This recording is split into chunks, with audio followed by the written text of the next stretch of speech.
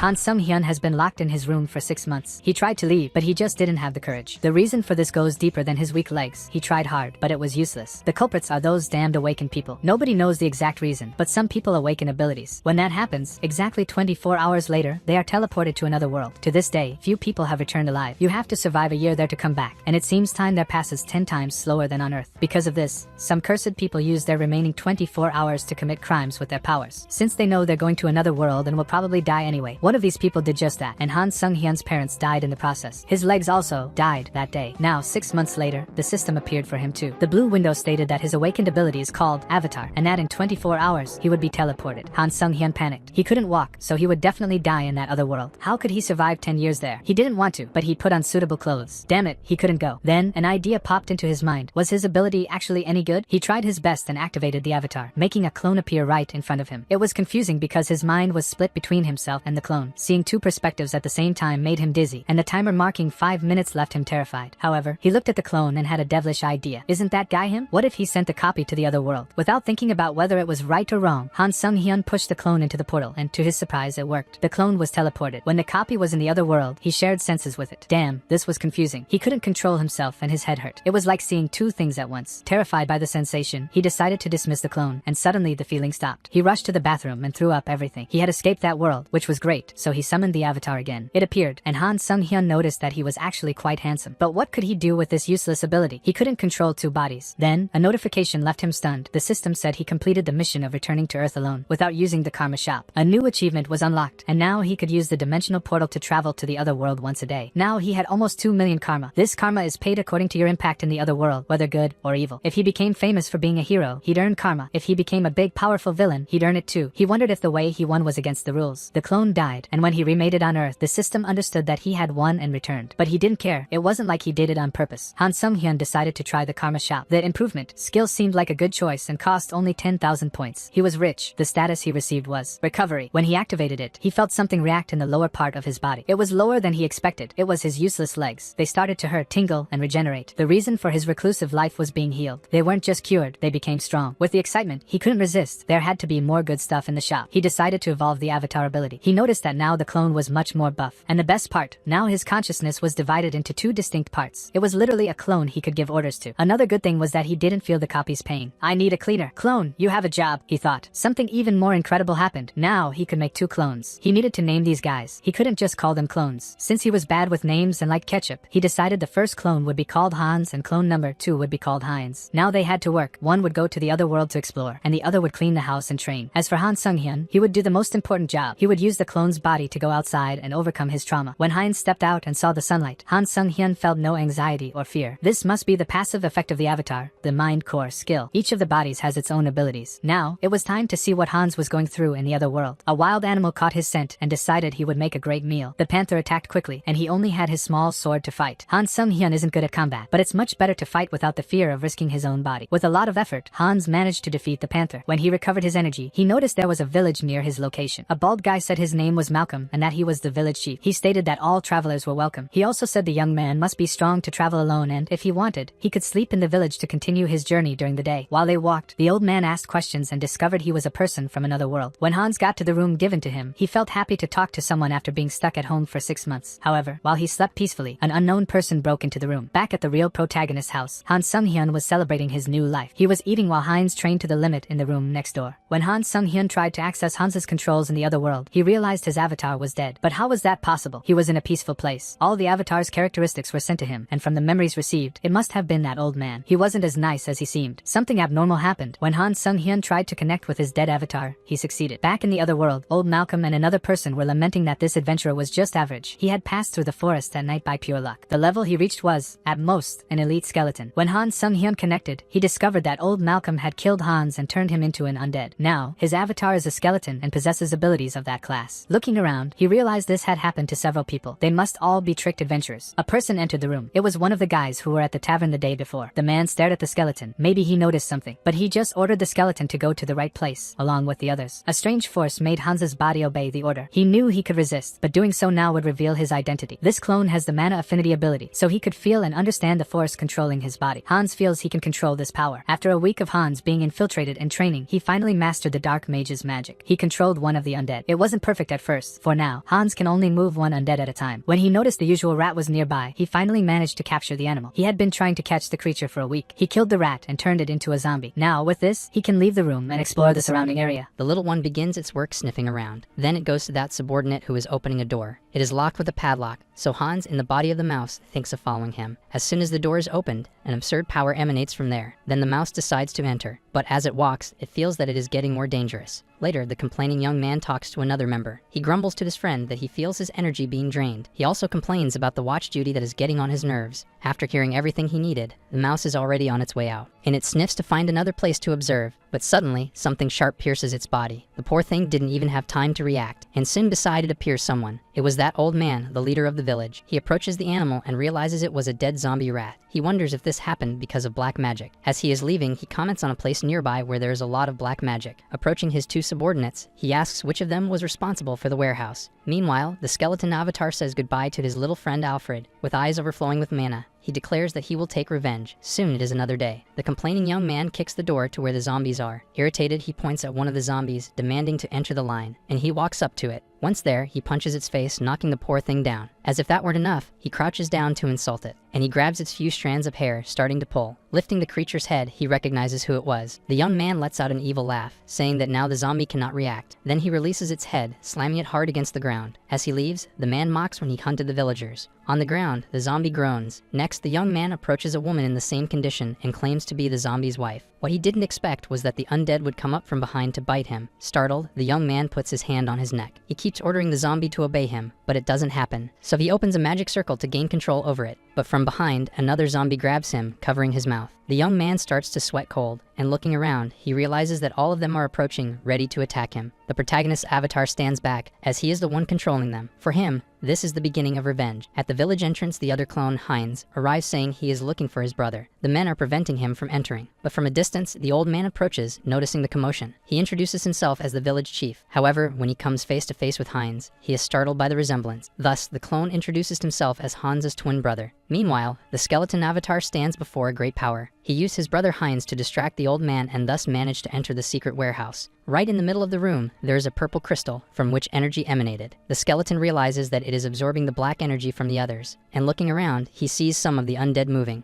Unlike the others he already knew, he notices that these are strong. However, even so, he decides to take that crystal. Grabbing the item, he brings it to his chest, and a great explosion of energy erupts. Meanwhile, Heinz continues his mission to distract the others. He is explaining to the old man that, being twins, they can sense where the other is. But at that moment, a noise catches everyone's attention. Immediately, the old man transforms and orders the others to finish off Heinz. Then they prepare to attack with their spears. What they didn't expect was that the young man had already escaped from there. In the warehouse, the skeleton, now with the black energy in his body, hears many negative thoughts. He even tries to filter them, but there are still too many. Letting out a scream, he says he can't bear it without going insane. Thus, a new purple explosion occurs, and after a while, his body seems to have accepted the malignant energy. Now his body had become much more powerful. With that crystal, he gained wisdom and talent for using magic. In another part, the complaining young man continues grumbling while standing guard. But at that moment, his boss calls his attention through telepathy. He is ordered to look at the purple fragment to see if everything is alright. Responding to the order, he turns and says he will check. And so through the bars, he starts shouting, asking if they can hear him. Around the body of that zombie, a circle appears. Meanwhile, the guard continues shouting, drawing attention. When he realizes the zombie is already very close, trying to grab him. In fact, they were all doing this at the protagonist's command. He had become the leader and instilled fear with his strange face. In disbelief, the young man panics, wondering how the skeleton could speak. And to try to defend himself, he charges his hand with his power. Soon after, he throws it through the bars, trying to hit the undead. But what he didn't expect was that they would manage to break down the door right after. Emerging there, the skeleton avatar says that the young man was very rude, and as he continues walking, he prepares to use the black energy. Even without knowing it, for Hans, it was quite easy to deal with it. Outside, the other men encounter a great explosion, and emerging from the debris, the skeleton clone orders the zombies to advance. They run off to carry out the order to eliminate the humans. From a distance, Hans watches the fight, but his skeletons and zombies were losing. That's because the old man was there to stop them. He approaches with a furious look. Now face to face, the skeleton asks if the old man remembers him, and bringing his hand to his chest, he shows that the crystal is now part of him. The evil energy begins to emanate, thus showing that he can use it. Furious, the old man says he never imagined a skeleton like him could withstand the power, and raising his hand to the sky, he activates his power, saying he would eliminate him. Then he throws all that energy directly at Hans. Unfortunately, it ended up hitting the bones of his arm. Seeing his arm on the ground, the skeleton complains about the lack of manners. But the old man is not joking around and is already preparing another attack. While throwing his power against the protagonist, he says he was close to becoming the most powerful. Thus, he also takes the opportunity to activate the Thorn of Darkness. However, Hans easily manages to block it with a shield, and he even shouts to the old man that he wouldn't be able to use the fragment. Attacking again, the leader says he will finish off the skeleton and use him as an experiment. However, Hans is already losing patience with the old man. For a moment, the leader stops and asks if Hans knew anyone there, and when he least expects it, some thorns begin to emerge behind him. Acting quickly, he manages to activate his shield, and he is even impressed as the skeleton was already able to use a high level of magic. Stretching out his hand, he says he won't waste any more time and activates the Pact of Destruction. Meanwhile, in the village, the other henchmen continue to fight, and one of them notices that his friend is acting strange. All the servants present were having their souls drained. The old man was managing to do this to summon a crown. Soon after, he places it on his head and calls it the Crown of the Broken. Hans realizes that he has increased his power using the souls of his subordinates. Without further delay, the leader begins to charge his final power. His eyes change color, turning black. But before he could really attack, he is hit in the chest. As Hans was already out of patience, he wanted to end this quickly. And approaching with his terrifying face, he says that thanks to the old man, he learned dark magic. At this point, the old man had already come to terms that this would be his end, and soon after, he falls to the ground. Looking at the sky, he tells his deceased little mouse that he avenged him, and he finishes by saying to rest in peace. Changing scenes to a religious castle, a cleric is praying before a statue. Her expression is one of desperation. Then she goes to the bishop's room to call for him. The priest appears and asks if she has finished praying. In a panic, the woman asks him to contact the other members. She tells the priest that she felt the presence of the immortal king. Without delay, the bishop runs off to warn the others. This makes the cleric remember the chaos that this immortal has already caused, and looking at the sky, she promises that she won't let this happen again. Looking at the battlefield, the destruction seemed enormous. Almost all the undead were destroyed. With a confident smile, the Avatar thought that the best part of being a necromancer was being able to use the bodies to replenish his troops. Before anything else, he needed to take care of his broken arm. As he stared at the body of an old subordinate, an idea came to his mind. Without thinking twice, he ripped the arm off the fallen skeleton. Soon after, he activated his super recovery ability to connect the new limb to the body. When he realized that the recovery was perfect, he decided it was time to rebuild the army. He then tried to use his power on the body of one of the skeletons to make it his subordinate.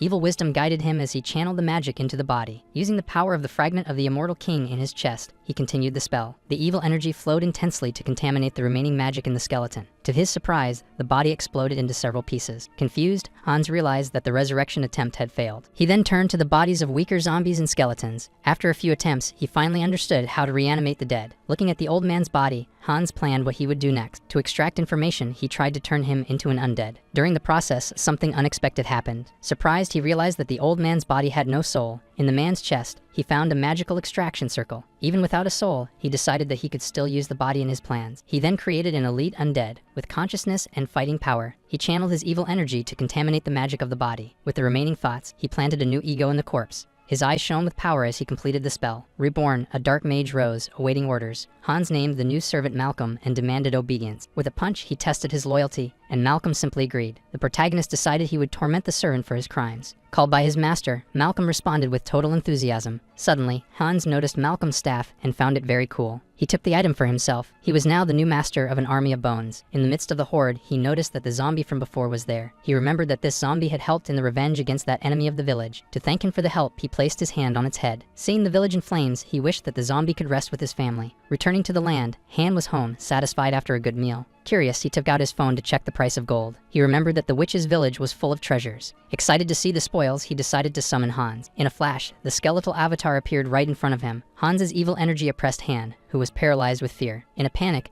the young man shouted to cancel the summoning immediately. Gasping on the ground, he could hardly believe he had almost died right there. Not knowing what to do, he opened the Karma shop to strengthen his ability. In the Karma shop, Han realized he had more points than he expected. The system warned that his mental strength had exceeded the limit. With that, he gained the Serenity skill against mental attacks. Later, he stored several gold bars in bags. Next to Hans, he noticed that the new skill protected him from the evil aura. Happy, he found it curious how he always managed to get the skills he needed. And so he was excited to go sell the gold. The bags were full of coins and valuable jewels. At the gold buyer, everyone was shocked by the young man's fortune. Satisfied, he said goodbye to the store employees. To be cautious, he had hidden Hans in his shadow with magic. He even put a mask on the avatar but felt embarrassed by the choice. Thinking he had worried for nothing, he walked calmly down the street. Suddenly, a huge creature appeared, causing a great explosion. The monster and his accomplice shouted that they had hit the jackpot. Surprised by so much gold, the werewolf grabbed the bags to flee. His partner urged him on, and the two began to run away. On the way, Han appeared, shouting for someone to call the police. These villains were awakened ones who used their powers for crime.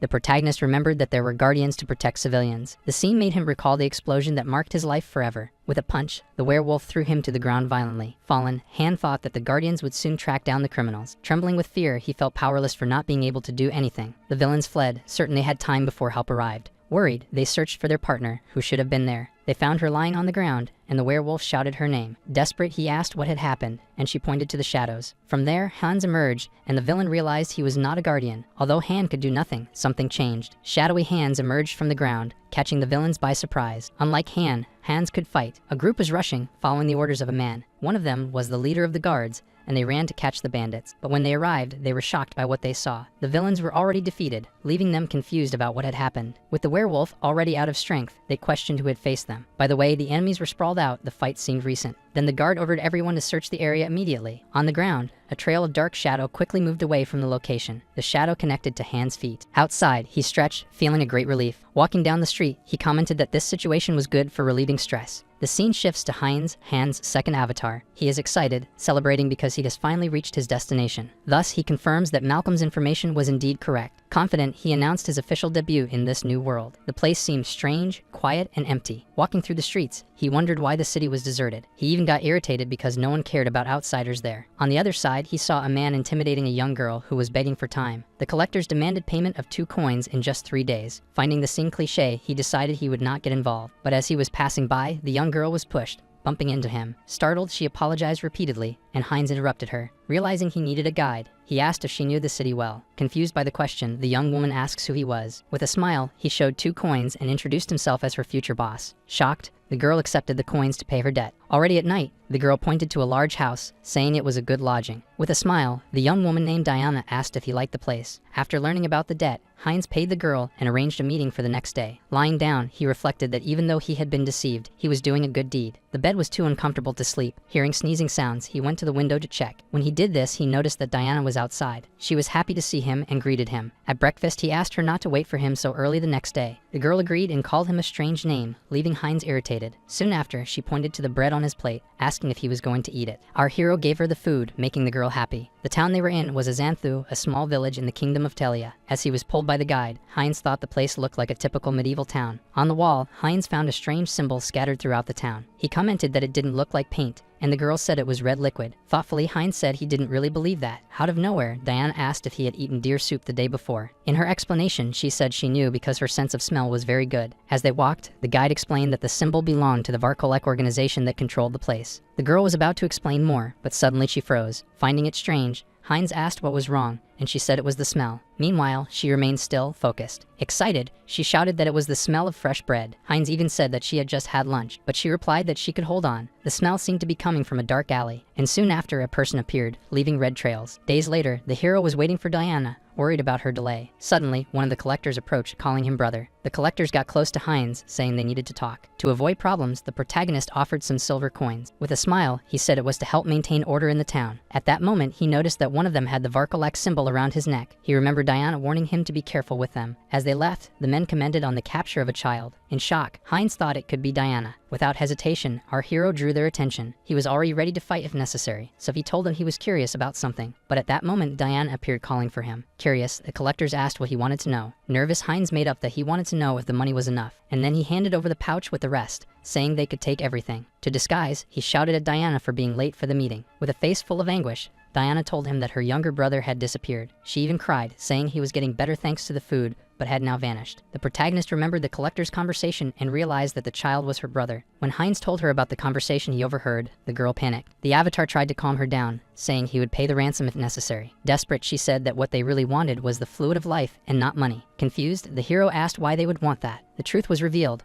The town was a food stock for vampires. Elsewhere, a powerful vampire noticed the strong smell of dark mana. He lamented not having taken the fragment of the immortal king earlier. Smiling, he said he knew where they were going and that he would get the fragment for himself very quickly. Diana explained that the Varkolak and all the other organizations were run by vampires. In tears, she said that even trying to escape the town, no one ever survived. The young woman lamented that they were just struggling to survive each day. Desolate on the ground, she believed that she and her brother would be devoured there. To make her react, Heinz held the girl's face and shook her hard. The protagonist said they didn't have time and asked where the boy had been taken. shaken. With tears in her eyes, Diana was startled to see that he really would help her. With a confident smile, the hero told her not to worry. He was determined to help the girl. The scene shifted to a tavern where the captors were playing and commenting on the easy money they had made. Suddenly, Heinz burst through the door loudly. Confused, the collector turned and asked who the hell he was. Recognizing him, he mocks, saying that Heinz has returned to donate more money. Outside, we see that he has already taken care of one of the members. While being held, he asks where they took the child they were talking about. But as he expected the guy wouldn't answer, he took a knife with him. Without waiting long, Heinz plunges the knife into the man's neck. Holding him tightly, he says he knows exactly what kind of trash they are. With hatred,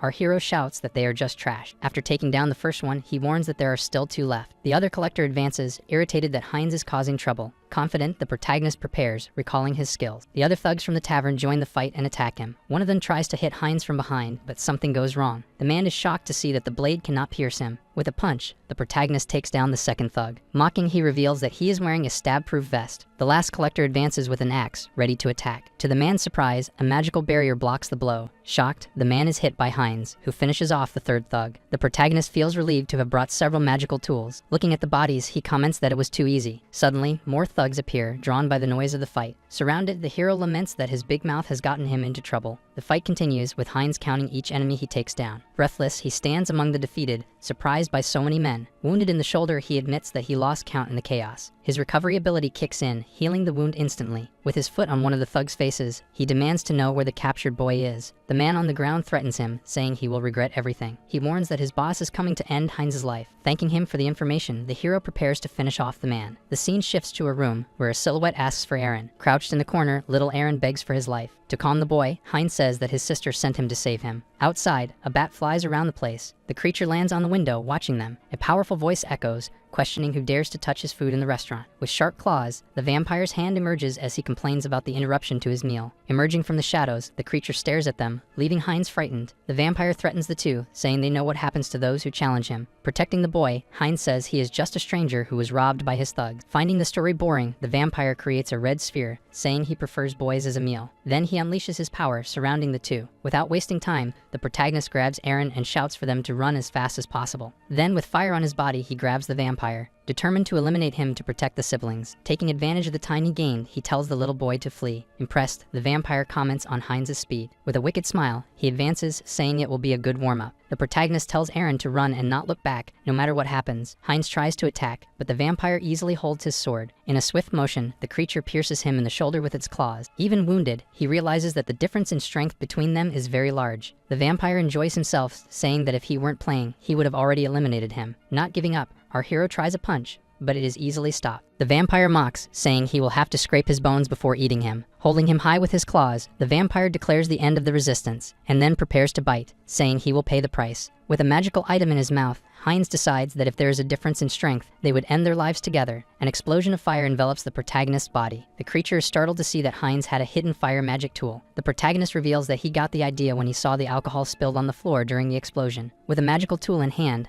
Heinz believed he could turn the tide. The vampire calls him crazy, warning that he would also burn to the end. With his arm on fire, the protagonist pushes him, shouting for him to disappear. Mocking, the vampire calls him a fragile piece of meat, and in anger, Heinz headbutts the enemy. He comments that his body will have no problems as he is resilient and recovers well. With his hair on fire, he screams that he is a very resilient delicacy. Desperate with the fire spreading, the vampire screams for him to stop. But with a single explosion, everything ends. The fire consumes everything, and Heinz, thrown to the ground, is impressed. With a smile on his face, he is surprised to still be alive, joking that being too strong is a problem. And there he reflects on everything that has happened. The mission to help the unhappy girl seemed to have been a success. Meanwhile, Diana and Aaron, now reunited, are desperate about the fire. The system warns that the avatar has lost its life and will need 7 days to return. In the meantime, Diana cleans shoes to earn money. With a smile, she thanks for the payment. The girl is relieved to have finished the job, but another person arrives. He asks if he can also be attended to, and she readily accepts. Suddenly, she recognizes him, and her eyes shine with joy. Diana hugs him, shouting that he is safe, emotional to see him well. With a smile, Heinz jokes that he wouldn't lose his life so easily. In fact, that was a lie, as the avatar had truly been eliminated this time. Days ago, at his home, the protagonist worries about the girl. To ensure she doesn't feel alone, he decides to operate a new avatar and names it Heinzu. The new clone's main characteristic is acceleration. With this avatar, he approaches Diana,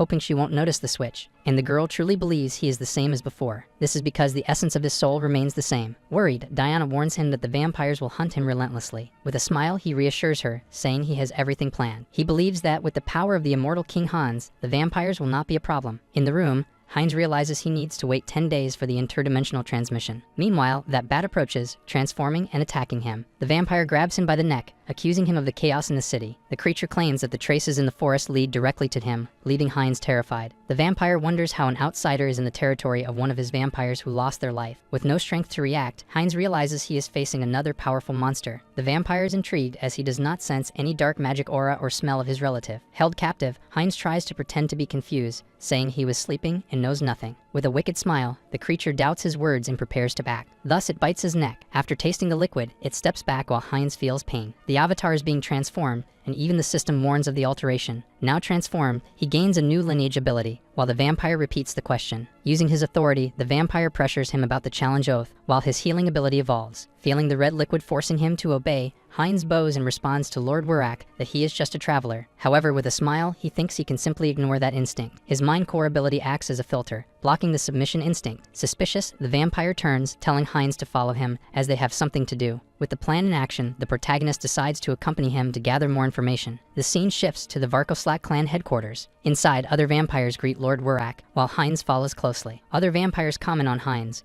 questioning why Lord Wurak accepted someone so inferior. Suddenly, a female vampire hugs him, excited to see a new inferior after so long. The vampire, named Rosilika, asks his name. Uncomfortable, Heinz introduces himself, and she tries to cheer him up by offering a drink. To avoid raising suspicions, he accepts the cup of liquid she offers. Upon drinking, he feels an overwhelming thirst for red liquid, even with his filtering ability. Determined not to give in, he blocks the taste and smell, drinking it all at once. After finishing, he praises the drink, leaving Rosilika enchanted. She jokes with him, and to change the subject, Heinz asks what an inferior means. Surprised, the vampire realizes he does not know the classes of vampires. Rosilika explains the hierarchy, from inferiors to clan leaders and saints. The progenitor, to whom everyone must obey, is seen as a figure of faith for the vampires. At the top of the stairs, Lord Wurak calls everyone's attention for an important announcement. With everyone gathered, he gets straight to the point, announcing that the fragments of the immortal king have disappeared. While the subordinates are surprised, the leader explains that it vanished near the city. Confused, Heinz asks about these fragments of the immortal king. Rosilika explains that dark wizards cultivated the fragments in a village. After being ordered to investigate,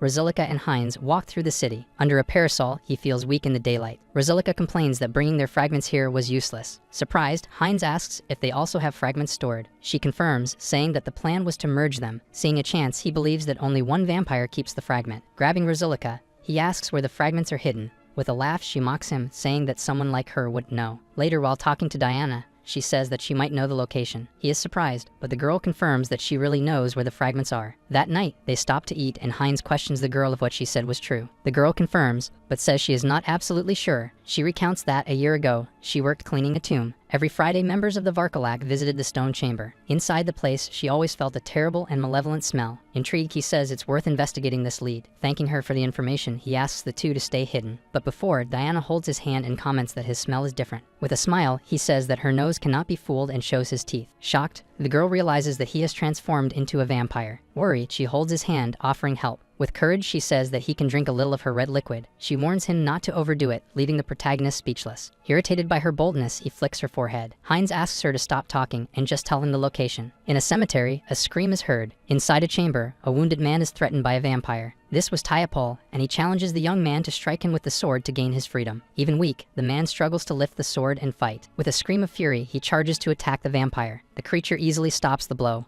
finding the attack vulgar. Using his power, the vampire binds him with tentacles of red fluid. The man becomes completely immobilized, with no chance of escape. The tentacles pierce his body, sucking all the liquid that was in him. Bored, Tyapol complains that the fight was very dull and uninteresting. He orders his servant to clean up the mess and bring a new sacrifice. The servant obeys his master's orders and begins to remove the lifeless body. While dragging the body, he feels something strange and asks who is there. From the shadows, a group of skeletons emerges and attacks the servant. Surprised, Tyapol wonders how those filthy corpses got in. Thus, he orders his servants to attack the skeletons. From the ground, a blue flame rises and more skeletons appear. Suddenly, sharp crystals strike the vampire and his servants. Trapped, he questions whether the enemy is a necromancer of the challenge oath. Taiapol demands to know how the invader discovered that secret place. From the shadows, Hans appears holding a sphere of blue energy. Seeing that he won't get answers, the vampire decides not to waste any more time. With red eyes, he threatens to leave only Hans's head. In an instant, Taiapol shatters the skeletons with his speed. But none of this shakes the skeleton Hans. From his own body, the avatar creates sharp bone spikes. The hero challenges the vampire to try to fulfill his threat of leaving only his head. Thus, those spikes head towards the enemy. Outside, another vampire arrives while skeletons attack the servants. Taiapol notices his companion and asks for help to defeat the skeleton. However, as he walks, something attacks him. He realizes that his own companion Heinz has bitten him. The vampire calls him a fool, not understanding the sudden betrayal. A dark energy begins to emanate from the protagonist's hand. Recognizing the dark magic, he suspects an alliance with the Demilic. Horrified, he cannot believe that the two could be together. He screams that drinking the red liquid of his kind is a terrible sin. With all his sullied liquid,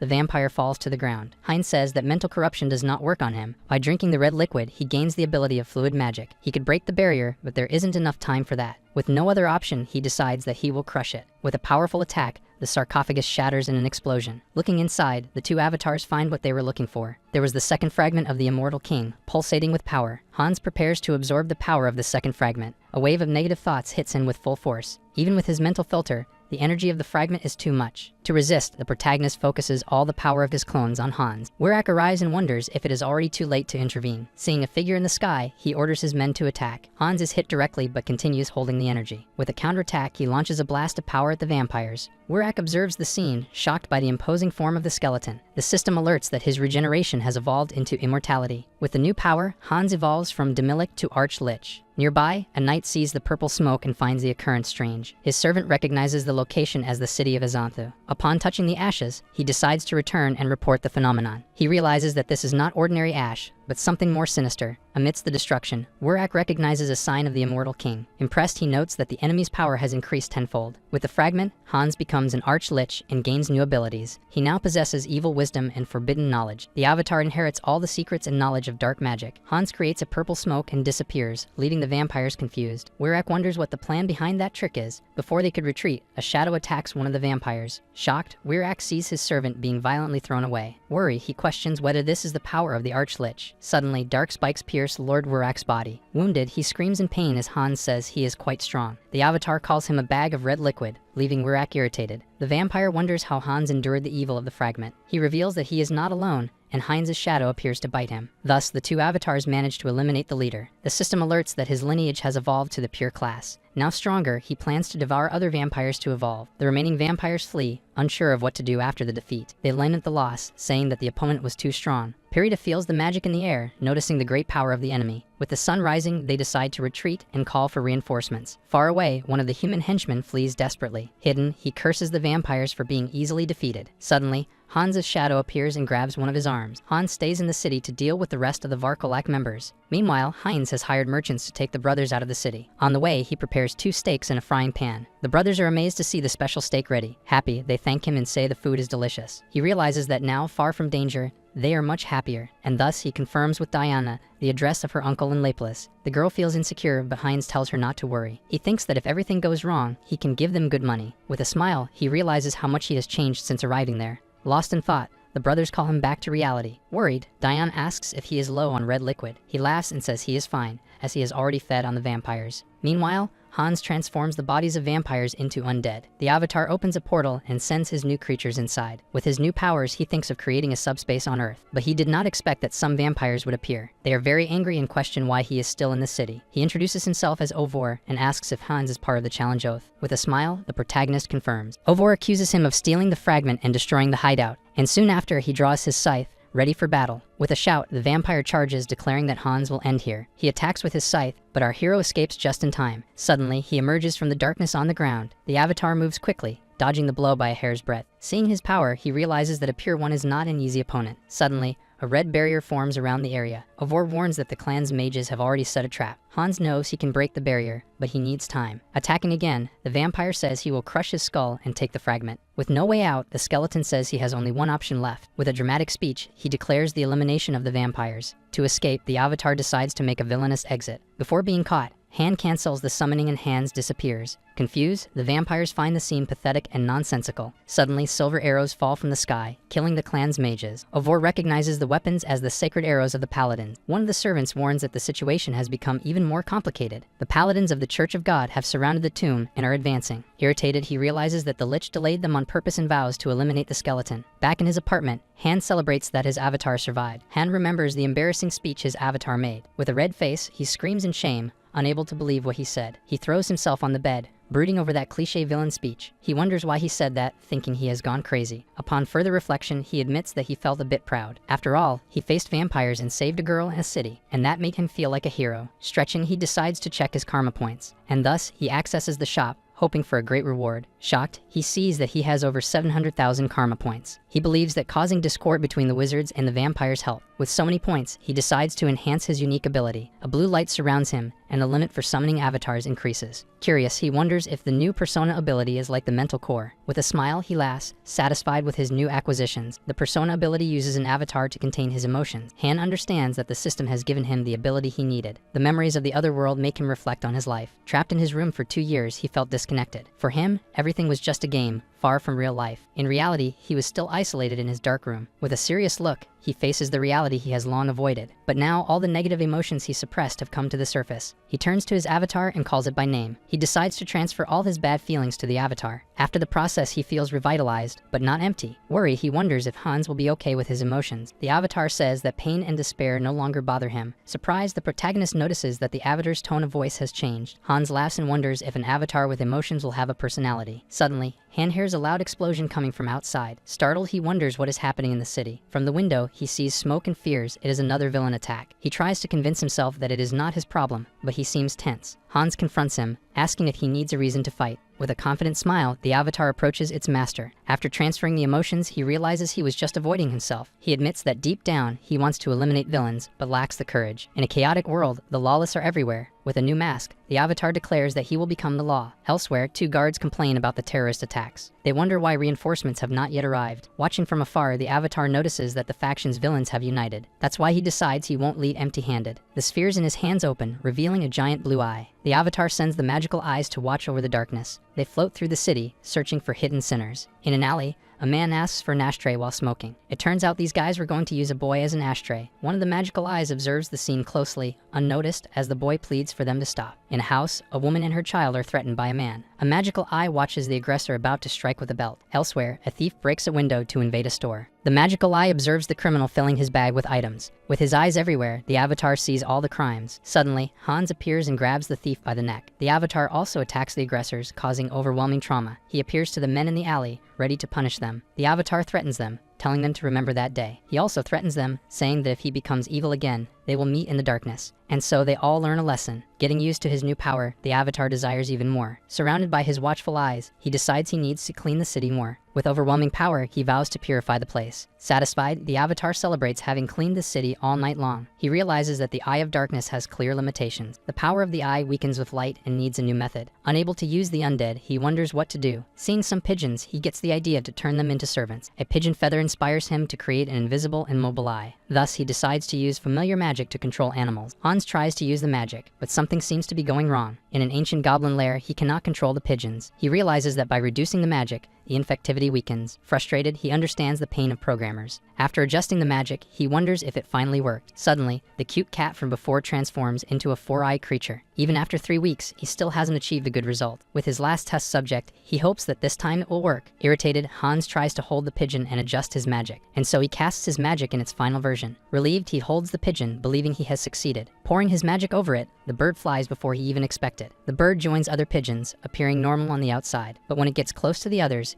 it starts to spread the magic. The other pigeons eat the infected body, falling into the trap. With red eyes, the pigeons become Hans' servants. Satisfied, he celebrates that the birds have become his eyes and ears. Hans commands us to fly and find his enemies throughout the city. In the middle of the forest, the pigeons encounter 2 men. The bishop was recalling the threatening words he heard in the tomb. The paladin Sir Tuscan approaches and informs that the vampires are not allies of the immortal king. However, Bishop Ladius says they need more clues, as the enemy is growing stronger. Suddenly, a golden crucifix begins to shine in his hand. Responding to the call, he confirms that Holiness has contacted him. The voice says that the presence of the immortal king has been detected again. Grateful, he promises that he will meet her expectations. In the cave, Hans checks if the information is being received. Suddenly, he notices something strange with his familiars in the forest. The animals seem to be scared and fleeing from something. One of his rats runs away in terror, leaving the Avatar confused. He realizes that the animals have encountered humans, not monsters. Suspicious, he wonders if this is an enemy ambush. Through the vision of a pigeon, he sees several knights near the cave. Before he could react, the pigeon is hit by an arrow. The archer shouts, warning that Hans's tricks will not work. Sir Tuscan says that no evil can escape the divine gaze. With sword in hand, he orders the Avatar to surrender and face judgment. Hans recognizes the emblem of the order he saw in Varkoslak. Knowing that divine power is a problem, he questions how they found him. Tuscan advances and attacks Hans with his sacred sword. The paladin did not ask him to speak. Irritated, he warns that he will not be deceived by words. Finding the knight stubborn, he thinks of a strategy. He decides to play around a bit and then try to escape the fight. Hans tries to use his magic, but the paladin blocks it. Tuscan says that such a clumsy trick will not fool him. The knight strikes him squarely with his sacred sword, and face to face, the skeleton asks if it is now a crime to punish the wicked. The paladin shouts that he has become like the villains by using forbidden power. Not understanding the logic, the Avatar prepares for the next attack. He notices that, from the beginning, something has been interfering with his magic. With a punch, the paladin destroys Hans's mask in an explosion. Tuscan shouts for his men to prepare the sacred hymn. The choir members begin to sing with musical notes in the air. Hans feels his strength fading with the sacred music. He thinks of attacking but refuses to harm innocents. Suddenly, he sees the silhouette of the knight approaching. The paladin attacks and pierces Hans's chest with his sword. Seeing his chance, Tuscan shouts for his men to act. He orders everyone to restrain Hans, who curses in frustration. The choir members create chains of light to bind the Avatar. Trapped, Hans laments having let his guard down for a moment. He is suspended in the air, totally paralyzed, unable to move or use magic. Seeing the tour, he understands that everything was done to stop him. Looking at the Avatar, the paladin says they worked hard to capture him, and asks if he has given up resisting. But from the laughter he hears, Tuscan already imagines he has not. With a dark aura, Hans says there is no room for negotiation. Then he states that their paths diverge and challenges them to catch him. Tuscan refuses to let him escape and prepares an attack. A great burst of sacred light is fired in his direction. With a smile, he knows he will find his way out. Suddenly, Hans simply disappears into the air, canceling his summoning. Shocked, Tuscan cannot believe he escaped that prison. The scene shifts, and in his room, Han Seon-yin finds the situation boring. Lying on his bed, he realizes he now has many enemies. He has created problems with the Dark Faction Challenge Vow. He has also gotten into a big fight with the Varkoslak vampire clan. And to make matters worse, the powerful Great Divine Order is after him. Suddenly, the protagonist has a great revelation about everything. Looking at the karma shop, he understands the reason for the rewards. With wide eyes, he wonders if it is what he is thinking. He gains so much karma for attracting the attention of the entire continent. Deciding to let that go, he focuses on his original plan. In an alley, his new avatar observes the result of his research. The dark magic spreads when a controlled being touches another. Thus, his eyes and ears throughout the city continue to expand. Soon he believes that his familiars will cover the entire city of Seoul. Suddenly, he feels something unexpected. Through the vision of a cat, he wonders if the paladins have arrived, and thus realizes that it is a crime. Through a barrier, he hears a voice calling for help. A woman pleads for her life to a man holding a knife. Seeing a young man passing by, she screams for help, saying she was kidnapped. However, she becomes even more desperate when she sees that the young man ignored her. The man knocks her to the ground, saying it is useless to scream. With a painful smile, he threatens her with a knife, ordering her to scream. He explains that his ability prevents others from hearing or seeing her. The villain forces her in front of a microphone,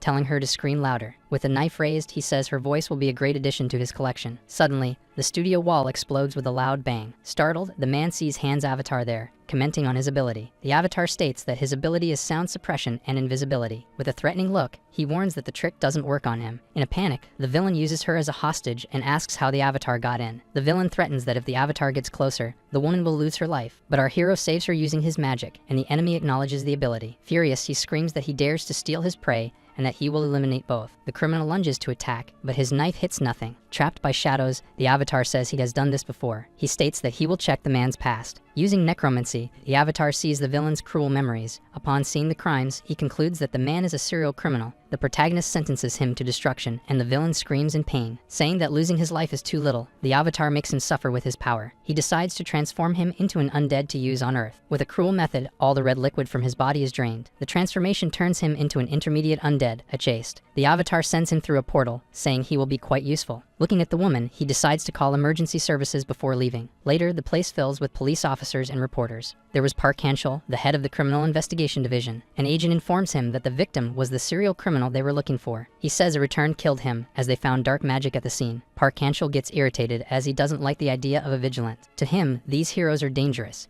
and he points to the mask on the wall. Meanwhile, the avatar continues carrying out his own executions. From atop the building, Han gets annoyed upon hearing this. He says he would like to see his face up close. The scene shifts to the headquarters of the Returned Association in Seoul. A woman enters the office of the branch manager, Yoon Ji-yoon. With a sigh, she gets irritated to see him sleeping at the desk again. She wakes him up with a shake, saying it's an important matter. Sleepy, he asks what the problem is and takes her report. He remembers the case of the thieves and asks if it connects to a crime. He thinks about the suspect's description, a wizard with a ha-ho mask. Tired, he suggests handing the case over to the vigilant, shocking the woman. Excited, he says the masked one would be a great hunting dog if controlled. The woman sighs and says the vigilant should become a guardian. She tells him to stop talking nonsense and get back to working on the documents. Irritated, he throws the papers in the air, saying he wanted to get rid of these villains. Meanwhile, Han stretches, satisfied with taking down criminals. He thinks that, unless they are criminals, he only scares them. Our hero decides he will investigate the villain organization causing chaos. With things settled in his world, Han decides to focus on the other. The scene shifts to the other world, where the children's uncle cries with emotion. Embracing his nephews, he says they have suffered a lot. Our hero feels relieved to see that the uncle seems to be a good person. He thinks he was ready to threaten him,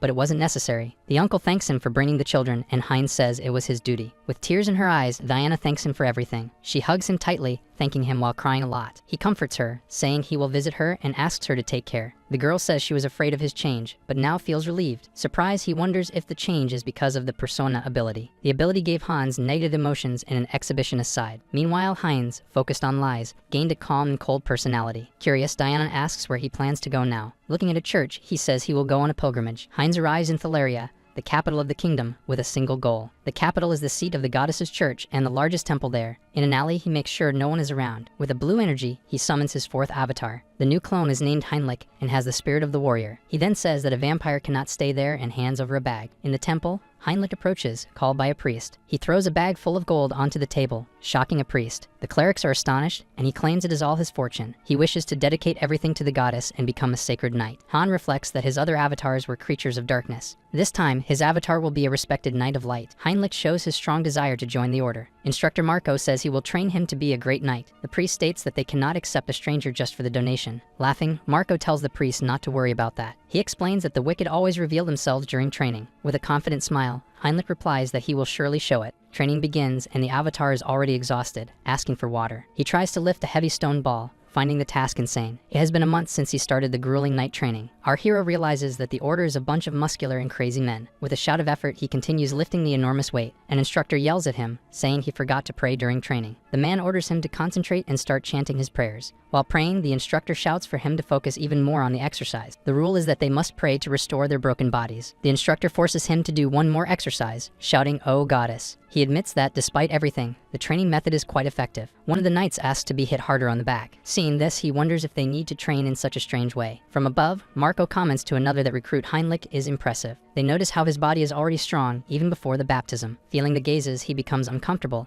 and does not want to draw attention there. Breathless, he reflects on the 3 months of hard training. His body has become stronger, but he is irritated by something else. Marco calls him, asking if he has finished leg training. The instructor invites him to do chest exercises together. Another man says that on a day like this, it's best to train the back. Irritated, he shouts for the muscle maniacs to step aside. With a friend, he complains that the veterans are calling him to train. Suddenly, everyone stirs with the arrival of important people. They are the great Archbishop Ladius and Knight Sir Tuscan. Heinlich recognizes Tuscan and wonders about their return. He remembers the knight who pointed a sword at his avatar hands. He suspects that the expedition was to hunt Hans. A priest announces that the recruits will have the baptism ceremony. He explains that the ceremony has been moved up for special reasons. The priest prepares to call the names of the approved recruits. Heinlich wonders why the ceremony was moved up, but already imagines the reason. He concludes that the knights need reinforcements to hunt the heir of the immortal king. Seeing this as an opportunity, he decides he will test one of his abilities. The plan is to use a new application of the persona and core of the mind abilities. A recruit vows to dedicate his life to the goddess, and the high priest begins the baptism. In the baptism, they sacrifice their mana to receive great sacred power. The blessing received varies greatly, depending on one important factor. The power of the blessing is the faith in the divinity. The purer and more genuine the faith, the stronger the knight will become. The priest calls for Heinlich, who thinks this is why he chose this path. With a smile, he walks confidently to the altar. So far, he has only used the core of the mind to suppress emotions, but upon kneeling, he realizes that the opposite is also possible. Activating Hans's persona, he plans to inject the feeling of faith into Heinlich. When the priest extracts his mana, his plan will be in action. Using the core of the mind, he plans to filter the doubt from his mana. Thus, the mana would become pure,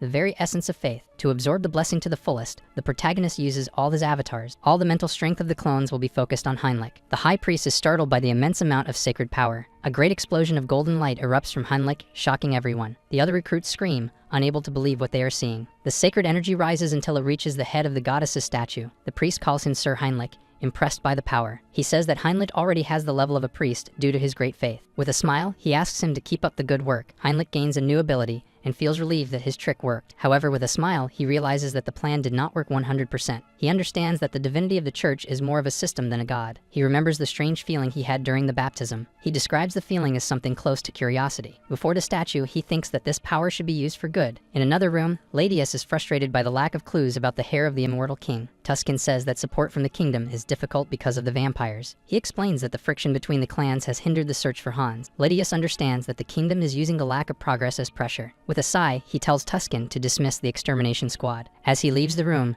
Tuscan thinks they are surrounded and without reinforcements. He wonders what he should do now. Suddenly, he hears a noise and turns around surprised. Looking down, he sees the new Holy Knights training. One of the recruits charges at Heinrich, seeing a gap in his defense. Heinrich blocks the strike with his arm, but ends up injuring himself a bit. Without hesitation, he delivers a powerful punch to his opponent's face. With the victory, Heinrich gains the new skill cross-combat technique. Combining super recovery and holy power, his wound heals. The opponent realizes that he injured himself on purpose as a tactic. He thinks that it is still not enough and needs a change. A voice says that his holy power is already at a high level. It was Tuscan, who continues saying that he is still inexperienced as a knight, but he should already feel this, leaving him confused. To make him stronger, the paladin invites him to the Rosilia temple. Surprised, Heinrich questions the invitation. He says he wants to go, but Tuscan urges him to leave immediately. He asks for time to gather his things, but the request is denied. The paladin comforts him and assures him that he will explain everything when they arrive. After being teleported, they arrive at the famous Great Rosalia Temple. The place is the largest sanctuary of the church, right in the heart of the continent. There reside the Pope and the Holiness, the center of all faith. A woman with white hair welcomes the two, greeting them.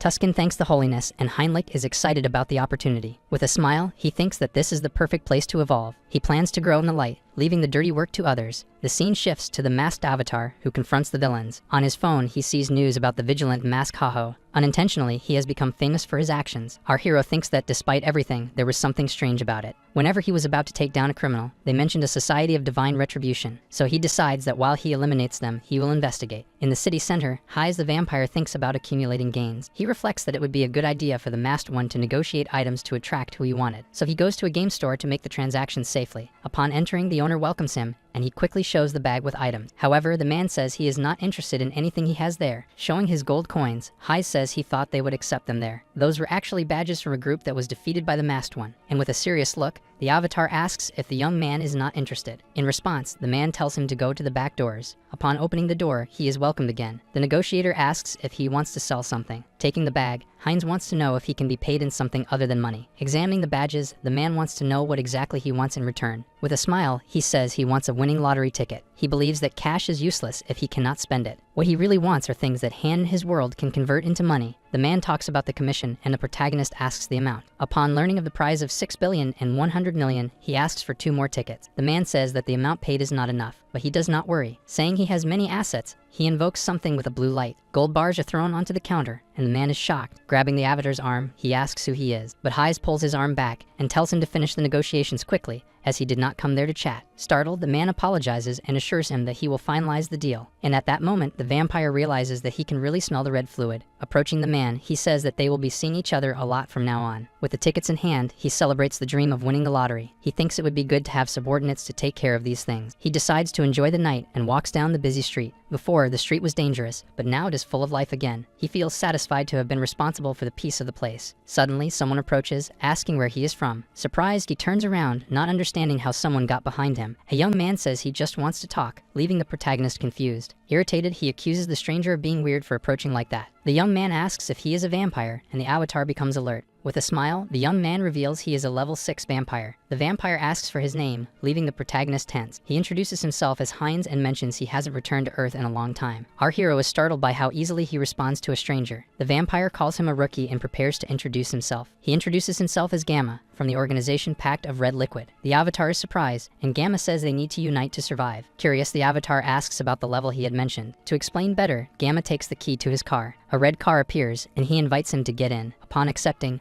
A woman observes the scene and contacts headquarters via radio. She informs that the target is moving as planned. Gamma invites the Avatar to enter a dark alley. He explains that a vampire's level is defined by the vampiric factor. The organization pact of red liquid quantifies this power in levels. In front of a magic circle, he says they can measure the level there. Suspicious, the hero finds the whole situation quite dubious. He decides to enter, thinking he can cancel the summoning if needed. Inside the circle, he notices traces of black magic on a skull. Several different spells were mixed there, which intrigues him. Even after 20 years since the returners appeared, magical tools are still rare. Impressed, he thinks the organization is better than he imagined. Soon after, the vampire cuts Heinz's hand, and the liquid begins to flow. He forms 5 orbs, indicating that he is level 5. From the orbs, the man realizes he has good healing abilities. With a disappointed look, Gamma says he is only level 5, and with an evil look, he says that with this level, it won't be necessary to cut off limbs. Thus, the other hooded vampires begin the ritual. Heinz realizes they had other plans for him. He understands that the ritual was too complex just to measure his level. Suddenly, a loud noise interrupts the ritual, startling Gamma. The woman following the two invades the place and attacks one of the hooded figures. With a look of fury, she arrests Gamma for kidnapping and for taking lives. Fallen on the ground, the protagonist finds the woman familiar. She says she didn't believe the tip that they were vampires. Pointing at Gamma, she orders him to release the other vampire and surrender. With a smile, Gamma questions why they should be slaves. Furious, he says they shouldn't live hiding from humans. Irritated, the woman says it's because of people like him that they hide. With a mocking look,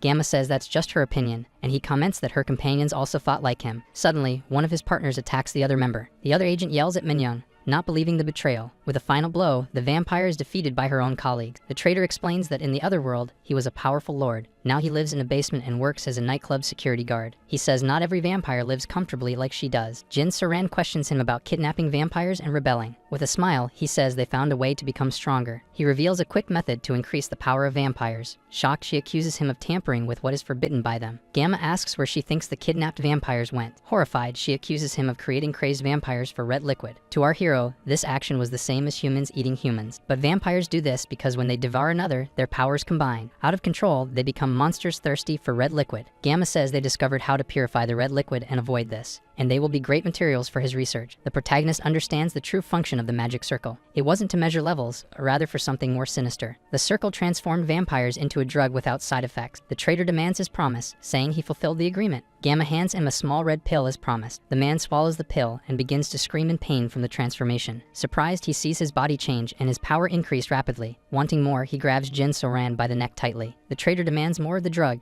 and Gamma tries to calm him down. He points to the hero, saying he is next in line. With a smile, he asks the vampire to wait a little longer, but Heinz orders him to stop this. He was watching everything and realized the effectiveness of what they were doing between dimensions. With an evil look, he prepares to devour everyone there, and soon below, a portal opens. Hans appears and says their security is pathetic. With his skeletons, Hans warns that no one will leave without permission. Startled, Gamma tells everyone to stay together to avoid being defeated. Bone spikes grow on the body of the transformed vampire. With a powerful punch, he easily destroys one of the skeletons. He charges at Hans, finding the transformation strange. The Avatar realizes that the appearance of vampires changes between dimensions. Hans attacks with his staff, aiming at the transformed vampire. The vampire is hit squarely by the blow. Suddenly, Heinz appears, and Hans gets irritated for not being able to capture them. Our hero laments the unforeseen event but says it's not a big problem. To everyone's surprise, Heinz bites the transformed vampire. Shocked, Gamma screams, not understanding what he is seeing. The traitorous vampire remembers the reason he betrayed his friends. Heinz says that mental contamination is worse when feeding on him. With wide eyes, the vampire avatar says he can feel something. The different vampiric factors combine and evolve within him. With this, he gains the special ability called hybrid evolution. With his new claws, he scares Gamma and finds the new power incredible. Needing an organization, he decides to take the pact of the red fluid. With a wicked smile, he warns what will happen to those who resist. Those who challenge him will become his food or part of his army. Devouring another vampire, he gains the ability called perception. The new ability allows him to measure the strength of enemies. With hybrid evolution, it becomes possible to steal the powers of vampires. Shocked, Gamma does not understand how he is still sane after eating others. With a smile, the Avatar asks if he wants to know how to avoid madness. Approaching, he tells him to simply not listen to the whispers.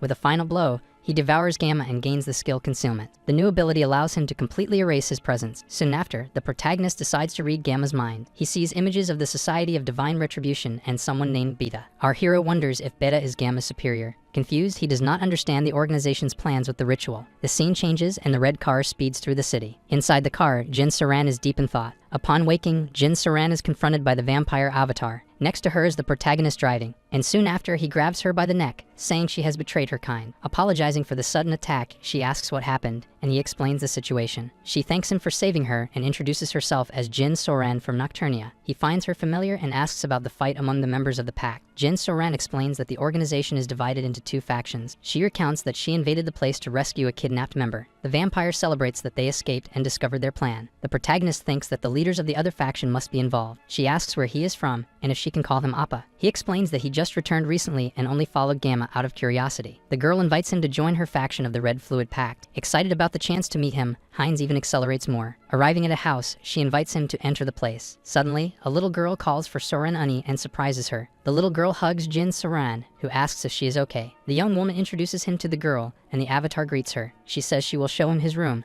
and the girl asks her to come back. Going up the stairs, he wonders about the little girl from before. He questions her age, and Jin Soran says she is not a returnee. She explains that Nahi, the little girl, was born and raised on Earth. Her father turned her into a vampire to save her from an illness. Heinz thinks he understands why the government wants to control vampires. She says that transforming someone on Earth consumes much more energy. Her father did everything he could for her to live under the sun. Arriving at a room, she opens the door for him to enter. She tells him to rest and says goodbye as she leaves the room. As she waves goodbye, the protagonist is surprised. He remembers that gesture and the voice. Shocked, he remembers the streamer and shouts her name, BJ Orchid. Surprised, Jin Soran is startled to be recognized by him. Embarrassed, she asks if he is one of her subscribers. He replies that he is not, and she says she feels embarrassed about the situation. The young woman shares that she was an idol trainee and started streaming out of regret. He asks her age, and she responds that she is 22 years old. Jin Soran asks his age, and the avatar feels awkward. Then she shuts the door in his face and shouts that she will tell him later. Confused, she wonders if she said something wrong to him. In his room, he thinks that she was younger than him, but in fact, she is older. Sitting on the bed, he decides to research the famous streamer. He sees a post from her and understands that she went to the site of the ritual. Thinking about the situation, he feels relieved that he saved her in time. The next day, he wakes up to a loud noise coming from outside. He hears someone shouting about the lack of evidence in the case. As he descends the stairs, he asks what went wrong, and Jin Soran greets him. Regretting, she explains that the ritual site was burned without leaving any clues. Saying it's a shame, our hero takes the opportunity to ask for a favor. For his plan, he asks for the location of the other faction's base. Worried, she wonders if he didn't like the bags of red liquid. To calm her, he says he wants the map just to avoid enemies. In his mind, the plan is to evolve Heinz by feeding on other vampires. Handing over the phone with the map, she warns him to be careful. Despite the offer of a meal, he politely declines the invitation. Looking at the map on the phone, he comments on the nearby restaurants. With a wicked smile, he prepares to explore some of those places. Wiping his fingers, Heinz comments that the meal was delicious. Amidst bodies and destruction, he calls the place yet another great restaurant. With one last sigh, a vampire on the ground calls him a bastard. Filled with rage, the survivor threatens that his clan will hunt him down. Feigning surprise, the protagonist breaks a glass and asks how he knows him. Thanks to the concealment ability he stole, he left them blind. Approaching the frightened vampire, he says there have been no problems so far. Grabbing the man, the hero demands to know where his companions are. In the vampire's mind, a warning about a meeting of all members appears. Realizing the chance to eliminate the leadership, he smiles wickedly. Before leaving, he decides to clean up all the mess he left behind. Using a new ability, he creates a red flower made of red liquid. The technique, blooming red liquid, creates a flower that burns the target. With burning petals, he incinerates the physical traces and conceals the magical ones. Releasing the petals, he prepares to finalize the plan once and for all. Seeing the hall in flames, he is sure that no one will track him down. Suddenly, a sharp pain strikes him directly in the heart. With veins bulging, he realizes that his body is evolving again. Amidst a scream of pain, his pure red liquid lineage evolves into true red liquid. His teeth fall out, and he gains the ability to amplify blood flow. His regeneration breaks limits and evolves into hyper-regeneration. With a satisfied look, he celebrates the evolution into true red liquid. Curious, he decides to test the new abilities he just gained. When he cuts his own hand, the wound heals in the blink of an eye. With the ability to absorb red liquid, he considers himself almost invincible. Looking at a painting, he wonders how strong a sacred red liquid would be. The scene shifts to the live stream that receives a large donation. A fan donates 1,000,000 cheeses, and she thanks with a cute gesture. With the money, she celebrates that she will be able to buy her food. Entering the room, Heinz stares at her with a serious look and says nothing. Embarrassed, he apologizes and tells her to continue what she was doing. With a red face, she tries to shout at him for entering without knocking. The vampire closes the door and, still embarrassed, looks at him seriously. With her hand on her hip, she asks what his problem is. Scratching his head, he says that a letter arrived in his name. He hands her an envelope, and Jin Soran takes it, curious about the contents. Inside, she finds photos of the crimes of the other vampire faction. The The vampire wonders who sent it, but suspects the masked Haho. She starts connecting the dots and suspects that Heinz is the vigilant. With a smile, he wonders if it's just a big coincidence. The scene shifts, and the two avatars observe the mansion of the other faction. Using perception, he analyzes the entire location. He detects a barrier of red liquid and sees the leaders on the first floor. With the plan in mind, he prepares Hans for the surprise attack. Together, they get ready to invade and take out everyone at once. With a kick, Heinz invades the mansion, shouting for the criminals to prepare. Upon entering, he is surprised to see the room completely empty. Suddenly, a mirror shatters, and a voice says it was trying to catch the vigilant. Several vampires appear, and the leader is surprised by an unknown vampire. Not intimidated, the protagonist advances to attack the group of enemies. The leader asks if Beta 1 or Beta Shin know who he is. One of them says he seems to be level 7, but that he doesn't know him. The other agrees, saying he must have come from an unknown place. Heinz remembers the hierarchy of the organization with Alpha, Beta, and Gamma. With a smile, he realizes that the two betas are in front of him. The biggest problem is the masked men he cannot sense. With a gesture, the leader orders them to drag the wretch forward. Pointing to the shadows, he commands them to bring Hans along. Surprised, the avatar realizes they already knew about Hans's presence. With a furious look, he decides to finish everyone off quickly. Activating the blood flow amplification, he stomps hard on the ground. With incredible speed, he uses acceleration and attacks the henchmen. He takes the opportunity to feed off the other vampires, causing others who witness it to be shocked. With no time for surprises, the real show begins with the arrival of the skeletons. Attacked by the skeletons, the vampires panic and scream in fear. In desperation, one of them pushes his own companion to survive. As he tries to flee, he is pulled back by a dark force. Blocking the exit, the masked avatar reveals his dark barrier. With a cold gaze,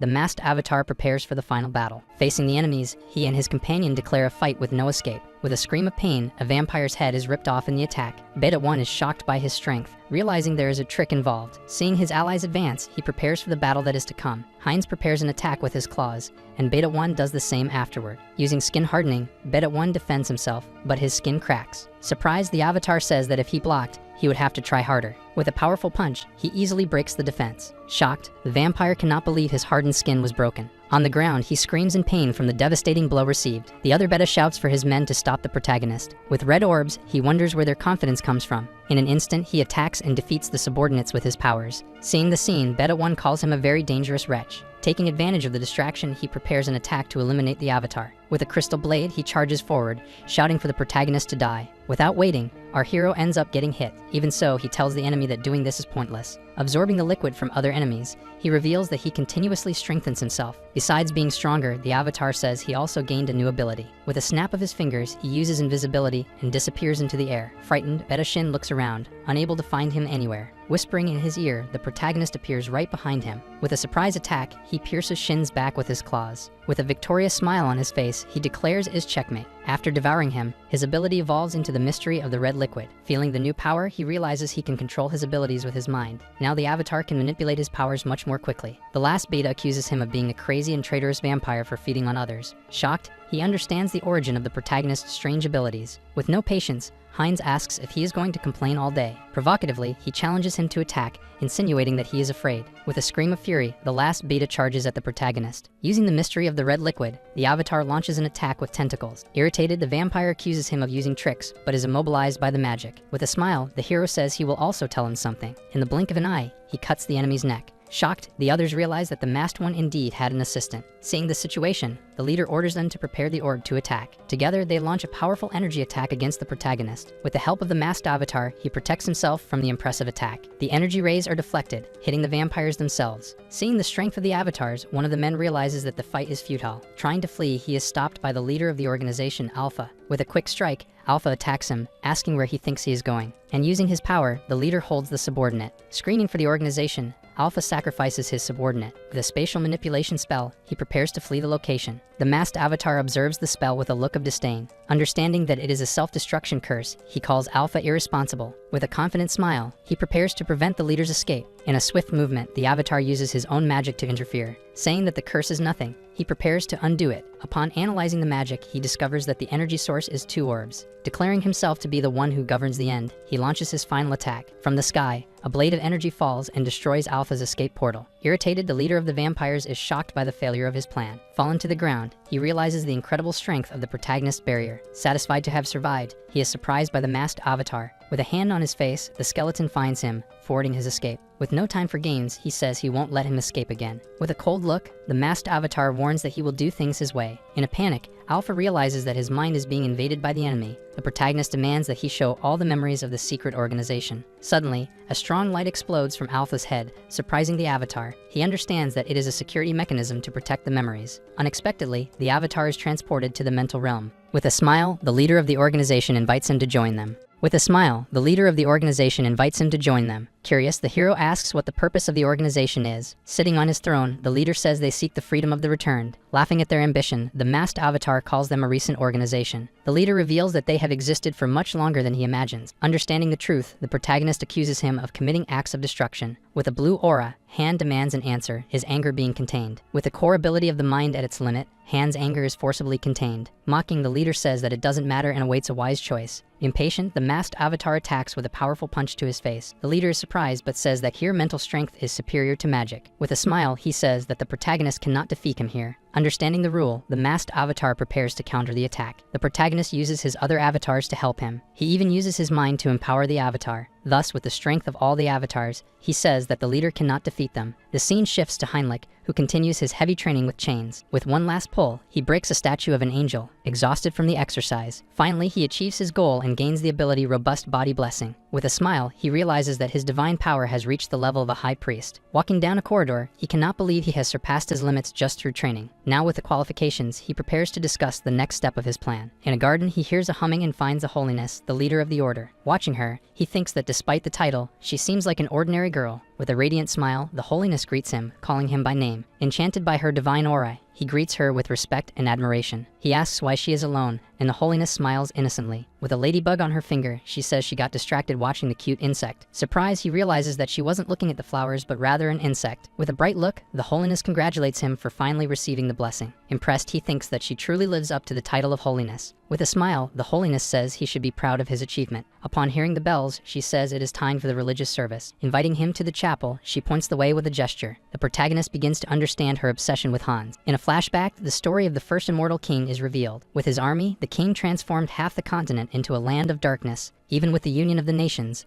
a dark wizard reclaimed his heart. Reborn, the second immortal king brought ruin to the world. The chosen one of the order destroyed his heart, which shattered into three. The divine order has always been at the forefront against the immortal king. That is why the Holiness harbors great hatred and obsession for him. With a smile, the avatar thinks that there is no longer a need for this. He remembers Han's dark past and his gentle personality. With a new plan in mind, he focuses on using his powers. The scene shifts to the one commanding the leader of the mental realm, and he is spitting red liquid. A servant approaches, concerned about his health. Irritated, he pushes the man away, saying he is disrupting his concentration. In his mental realm, he cannot believe he is being outmatched in battle. With a powerful punch, the masked avatar attacks him, questioning the situation. Being thrown back, the leader realizes he had the advantage at the beginning. Now he sees that the protagonist's power has grown uncontrollably. It is as if several people had combined their strengths into one. Not understanding the defeat, his spiritual body begins to shatter. Outside the mental realm, he cries, unable to believe he is losing. Urgently, he asks the servant to pass an order to the soul branch. In desperation, he orders all operations to cease and the information to be erased. He also instructs to inform the commander about the threat of a monster in Korea. With Alpha's spiritual body destroyed, the avatar approaches the fragments. Analyzing a shard, he laments having lost the trail of the leader. Upon absorbing the fragment, his ability evolves into the path of sorcery. With the fragment in hand, he understands that his growth is what remains of Alpha in the mental realm, and so he uses what little he has to read the remaining memories. With his powers, he decides that he will track down the organization's hideout. In the midst of a forest, he finds the Korean branch of the secret society. With a dark aura, he warns that he will give no chance for escape. Suddenly, an explosion hits the location, startling one of the researchers. The masked avatar appears and asks if the evacuation order has been given. Unable to escape, the researcher is lifted by the neck. Seeing that he has disposed of the materials, the avatar questions him about what to do. With a smile, he says that by saving the data, the man handed everything over to him. Reading the documents, the avatar is surprised by the organization's crime. With the papers trembling in his hands, he is shocked to see what they were involved in. Overcome with rage, he declares that he will never forgive what they did. The explosion that eliminated his family was caused by them, and now he swears that he will not leave a single one alive. In a flashback, Han remembers the attack that destroyed his family. With his fist clenched, the anger grows within him. He now understands that the secret organization was responsible for the loss. With his head in his hands, he realizes that his enemies are very strong. Determined, he vows that the organization will pay for everything everything they have done. For that, he needs a plan and begins to train his new abilities. With a red crystal in hand, he plans to use it in Heinz's red liquid. The idea is to implant the crystal in other vampires to strengthen them. With a smile, he holds the crystal ready to execute his plan. He knows that the inheritance of the red liquid will connect the vampires to him. With a grim look, he declares that those who resist will be crushed. The scene changes and her room Jin Soran is shocked to learn that Heinz defeated the enemies. Sitting in the chair, she is surprised by his request. He confirms that he took care of almost everyone and wants to speak with her faction leader. Shocked, she asks for time to verify the facts before reporting. With a red aura, he asks if that serves as proof. Frightened, Jin Soran fears the Avatar's power. Realizing his strength, she decides to contact the leader immediately. In a room, the faction leader is surprised by Heinz's proposal. With a glass of red liquid in hand, she finds the proposal quite unexpected. The vampire stares at him, finding the idea disturbing. Calmly, he explains that he has no intention of giving absurd orders. His goal is to maintain peace and order among the vampires. Laughing at the proposal, she questions if there is not a contradiction in that. With a cold look, he says that everything depends on the point of view. In her mind, she understands that she will have to use force if she refuses. Suddenly, the leader agrees to the proposal, leaving him surprised. He questions her confidence. With a gesture, she says that she trusts herself and will help him. To everyone's surprise, she orders Jin Soran to accompany him as a bridge. Excited, Heinz says that was exactly what he wanted. With the conversation started, they plan how to absorb the other faction. Additionally,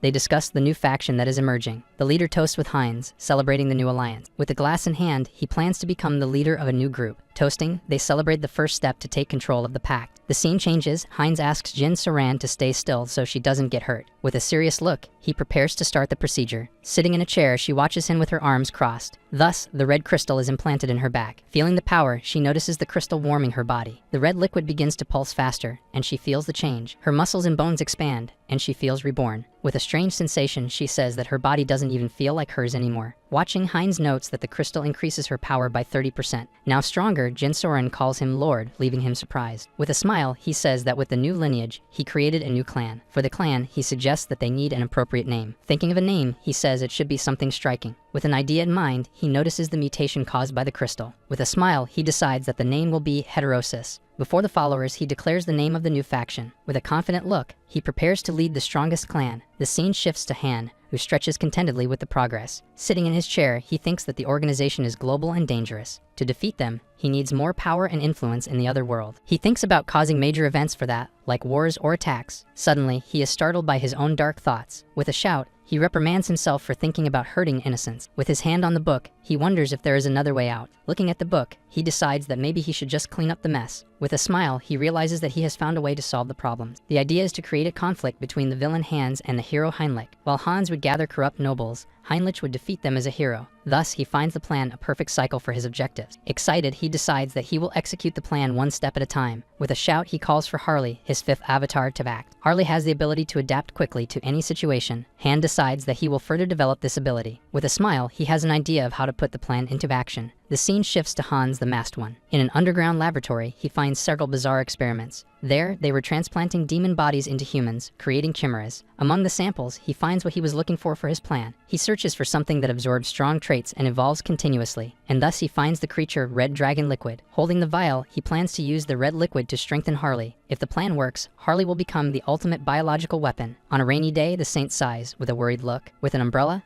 Heinz approaches and asks what worries her. Surprised, she says it's nothing and that it might just be the bad weather. With her hands on her chest, she says she feels a tightness, as if something is suffocating her. Worried, he advises her to go inside so she doesn't catch a cold. The scene shifts to a remote mountain. Hans comments that he expected this from a saint. He is impressed because even with barriers in a distant place, the young woman was sensing them. In the laboratory, he prepares for the experiment with Harley lying on the stretcher. Holding the vial, he says he can finally start the experiment. The red dragon liquid evolves by absorbing the traits of its prey. With the knowledge gained, he prepares for the next phase. Having the perfect test subject, he gets ready to initiate the experiment. With a wicked smile, he shouts to start the experiment. The scene shifts to Heinrich, who is called for a new mission. Before a priest, Heinrich vows to protect the innocent as a knight. With the oath made, he is officially named a holy knight. Upon receiving the order's necklace, he gains the ability Blessing of Leap. Everyone is surprised by the blessing, seeing it as proof of the divine gaze. In a brief moment, he feels the will of the divine being again. He wonders if the attention is because he is from another world. With a smile, he decides to check the blessing and is surprised by the power. The ability to transcend space is basically a teleportation. Kneeling, he thanks the divinity for the grace and for taking care of him. Two priests are moved by the devotion of the young knight. Akali congratulates him and says he will be assigned to various orders. Several representatives from the knight orders invite him to join. A man introduces himself as a member of the Celestial Shield Order. specialists in spears. Next, a knight from the Solar Wolf Order invites him to his faction. Finally, a veteran from the Thunderclaw Order introduces himself with a smile. Before the knights, he needs to decide which order he will train in. With a smile, he says he doesn't need to think twice about his choice. To everyone's surprise, he declares that he will train in all orders. With his skills, he plans to absorb all combat techniques. With a serious look, he notices a person who has not yet introduced himself. Curious, he asks why the purple-haired knight hasn't said anything. The colleague says that his order is more selective with its members. With crossed arms, the knight says they only choose the best. Analyzing Heinrich, he says that perhaps he can take the test. Shocked, the protagonist does not understand the criteria of that order. With a gesture, the knight beckons him to follow him to the test location. Walking down the corridor, he explains that his order guards an important place. Upon reaching a door, he says he will reveal the secret if he passes. In the room, they find a hooded figure with a mask. Shocked, the protagonist recognizes the figure as an inquisitor of heresy. The knight says that he just needs to read the text aloud. With a cold sweat, he wonders if this is a spy detector. Feigning offense, he says that his faith is being questioned. With a serious look, the knight says it is just a procedure. Under pressure, he finds himself with no way to avoid the test of faith. Starting to read, he swears to keep silent under any circumstances. To protect himself, he decides to throw himself into the fire and mark his body. It was so hot that smoke even came out of his mouth, and the Inquisitor approves him. As he passes through the gate, the knight explains that it was not a prohibition, but he gets irritated because this blessing of silence is exactly a prohibition. Introducing himself, he says, "They are the Order of the Radiant Shield." Looking at one of the knights, he is warned that this will be the only time he sees the place. In front of a large gate, he tells him to see what they protect. Shocked, the protagonist realizes the great secret kept in the temple. There lies the last fragment of the immortal king. Before the fragment, he cannot believe it was hidden there all along. With a smile, he thinks it was obvious that the order would find it. With a clenched fist, he knows he cannot take the fragment now. 4 orders of knights guard the temple, making the mission impossible.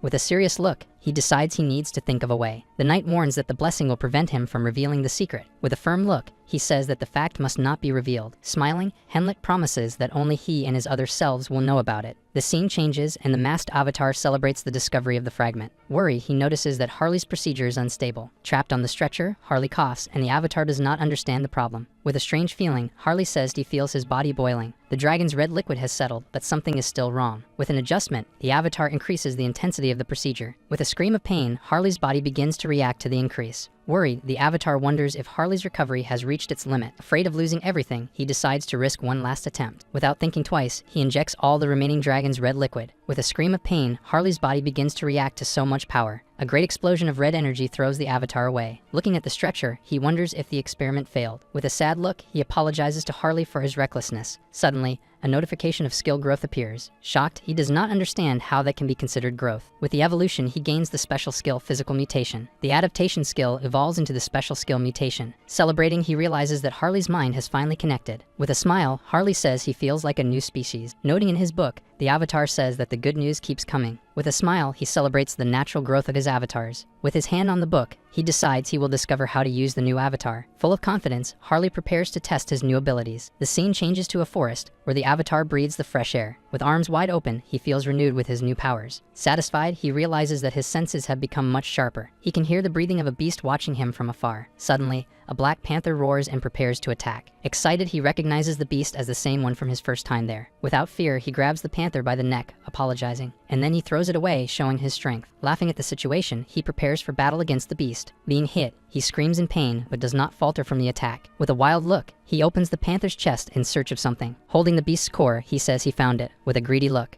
with the core in hand, he prepares to begin his evolution. As he swallows the stone, he feels his concept strengthen with the energy. Showing his muscles, he decides to solidify his power with Physical Mutation. His body grows, and he realizes the advantage of a larger physique. With the evolution, he gains the special skill Gluttonous Feast. Hungry, he realizes that the mutation has left him very hungry. Holding the beast's heart, he says that hunger will not be a problem. As he bites the heart, he tastes something sweet and refreshing. Laughing, he cannot contain his impulses and feels like a lunatic. With a serious look, he realizes that his behavior is wild. Remembering a barbarian alliance, he decides to change classes. The scene changes to Tarak, a county in the kingdom of Tulek. In front of the Sailors Guild, people are startled by the figure. Inside a bar, a man wonders what a barbarian is doing there. Everyone is on alert, and the attendant greets him nervously. With a muscular body, he admires himself, finding it a bit exaggerated. His goal is to become an influential and unforgettable hero. In the bar, a nervous man asks what he intends to do there. With a punch on the table, he says he came to exterminate the monsters. Startled, the man guides him to the ship, and the avatar prepares. Returning to Heinrich, he continues to train hard in the rain. A priest declares him the winner, and he faces his opponent. With the training, he gains the skill of comprehensive mastery in and weapons. Satisfied, he knows that the experience will help his other avatars. Suddenly, he notices the holiness in the garden, dressed in ceremonial attire. Curious, he wonders what she is doing there alone. As he approaches, the holiness greets him with a smile. With a gesture, she says she is sharing her power with the worms. Shocked, he wonders if the worms will turn into giant monsters. And looking at her, he wonders if there will be any special event. She confirms and says that a guest capable of tracking the immortal king will arrive. Shocked, he wonders who could possibly track Hans. Not knowing how to explain, she invites him to participate in the event, and he cannot hide his joy upon receiving the invitation. The scene shifts to the chapel, where Lord Granwood's entrance is announced. Surprised, the protagonist has never seen a formation of knights like that. They enter through the front door, and Heinrich is shocked to see them. With a smile, the guest reveals himself as a high elf from the Elven Kingdom. He introduces himself as Rafori Granwood, the guest of honor. In a shop, Hubert, the sixth avatar, analyzes a bronze object. With a tired look, the shop owner calls him to make a decision. Irritated, he asks if the avatar is going to buy, since he has been there for 2 hours. Holding a necklace, Hubert apologizes to the shop owner. With a smile, he admits that he still lacks experience as an evaluator. Hubert was obtained through the growth of Harley, his other avatar. His initial skill is evaluation, which allows him to see the details of items. Over time, he plans to become a merchant who dominates the continent. Before that, he needs to deal with the reactions of other merchants. For that, Harley's heroic influence needs to grow even more. The scene shifts to a snowy mountain where Harley encounters a bear. With a smile, he says the bear is the biggest problem on the mountain. With a furious roar, the beast prepares to attack the avatar. Wielding his axe, he charges into battle against the monster. With a quick spin, he attacks the bear with all his strength. Seeing an opening in the bear's defense, he prepares for the attack. With a leap, he raises his axe for a devastating blow. With a war cry, he brings down the axe with all his might. To his surprise, the bear's skin is too tough, and the axe breaks. Irritated, he calls the beast crazy and prepares for a counterattack. With a powerful strike, the bear throws him away with its paw. Fallen in the snow, he can't believe his axe didn't work. Seeing the bear advance, he decides to use his special ability. With a shout, he activates physical mutation for battle. His arm transforms, and he delivers a powerful punch to the bear. The impact of the blow creates a large crater in the snowy mountain. With his transformed arm, he realizes his fists are stronger. Looking at his body, he questions if he will be a hero like this. With a serious look, he wonders if he can use the monster's vitality. Determined, he prepares to try a new approach in the battle. Focused, he tries to pull only the energy, without the transformation. With a flame in his hand, he finally reaches enlightenment. With a smile, he gains the special ability Bio Aura. Satisfied, he feels that the new ability is more human. Suddenly, a giant ogre appears in front of him, surprising him. With a stomp, the ogre stares at him, and he prepares to attack. But Harley decides to test his new power. Just as the ogre brings down its foot,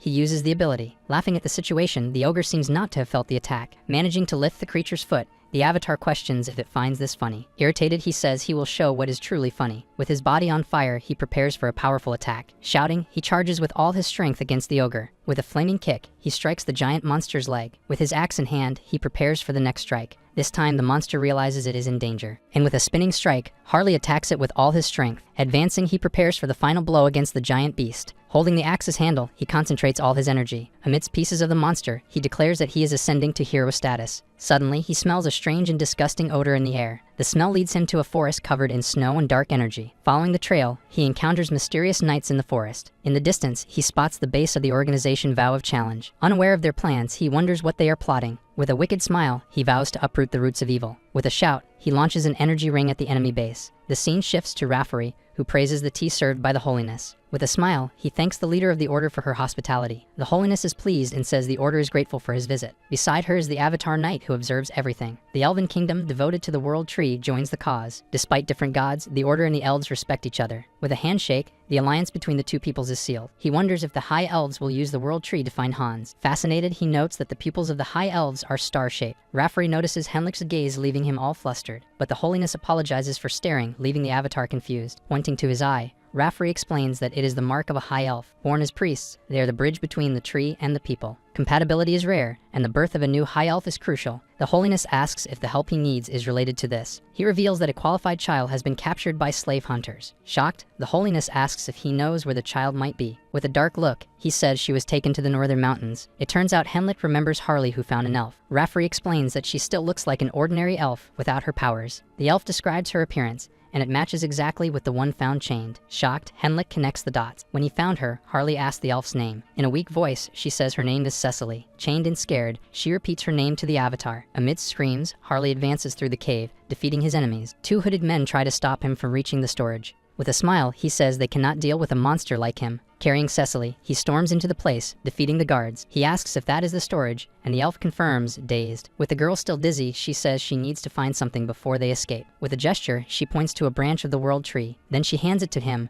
and warns that things will get difficult from there. Before fleeing, he stretches his body to endure. The girl asks him to go slowly, but ignoring her, he runs with all his speed. The scene shifts, and Henlik makes a suggestion to Rafori about the child. While the elf sips his tea, the avatar warns that he knows where the girl is. Surprised, Rafori asks if he has any tracking blessing. He says no, but he can sense her presence somehow. One of the knights gets irritated with the uncertainty of the situation. With a serious look, the holiness asks him to explain in more detail. Returning to Harley's escape, the enemies realize they are fleeing. With a flute, one of the kidnappers calls for a giant creature. Shocked, Harley realizes the creature is blocking his exit. A giant worm emerges from the ground, and he cannot believe his eyes. With no choice, he decides he will have to carve a path with force. With his feet on fire, he charges at the giant worm. With a powerful kick, he attacks, shouting for it to get out. Shocked, he realizes he is inside the mouth of the giant worm. Inside, he finds a magical control circle. With his hands on fire, he understands why the creature was there. Like a true hero, he decides to save the worm from control. With a shout, he throws it back to its home. With one last effort, the worm flies away, free from control. With a smile, he tells Cecily to promise to live a long life. Suddenly, Harley and Cecily are surrounded by giant wolves. With a serious look, he wonders what the organization is plotting. Not caring, he decides he will take them all down. From a distance, the hooded men watch the battle,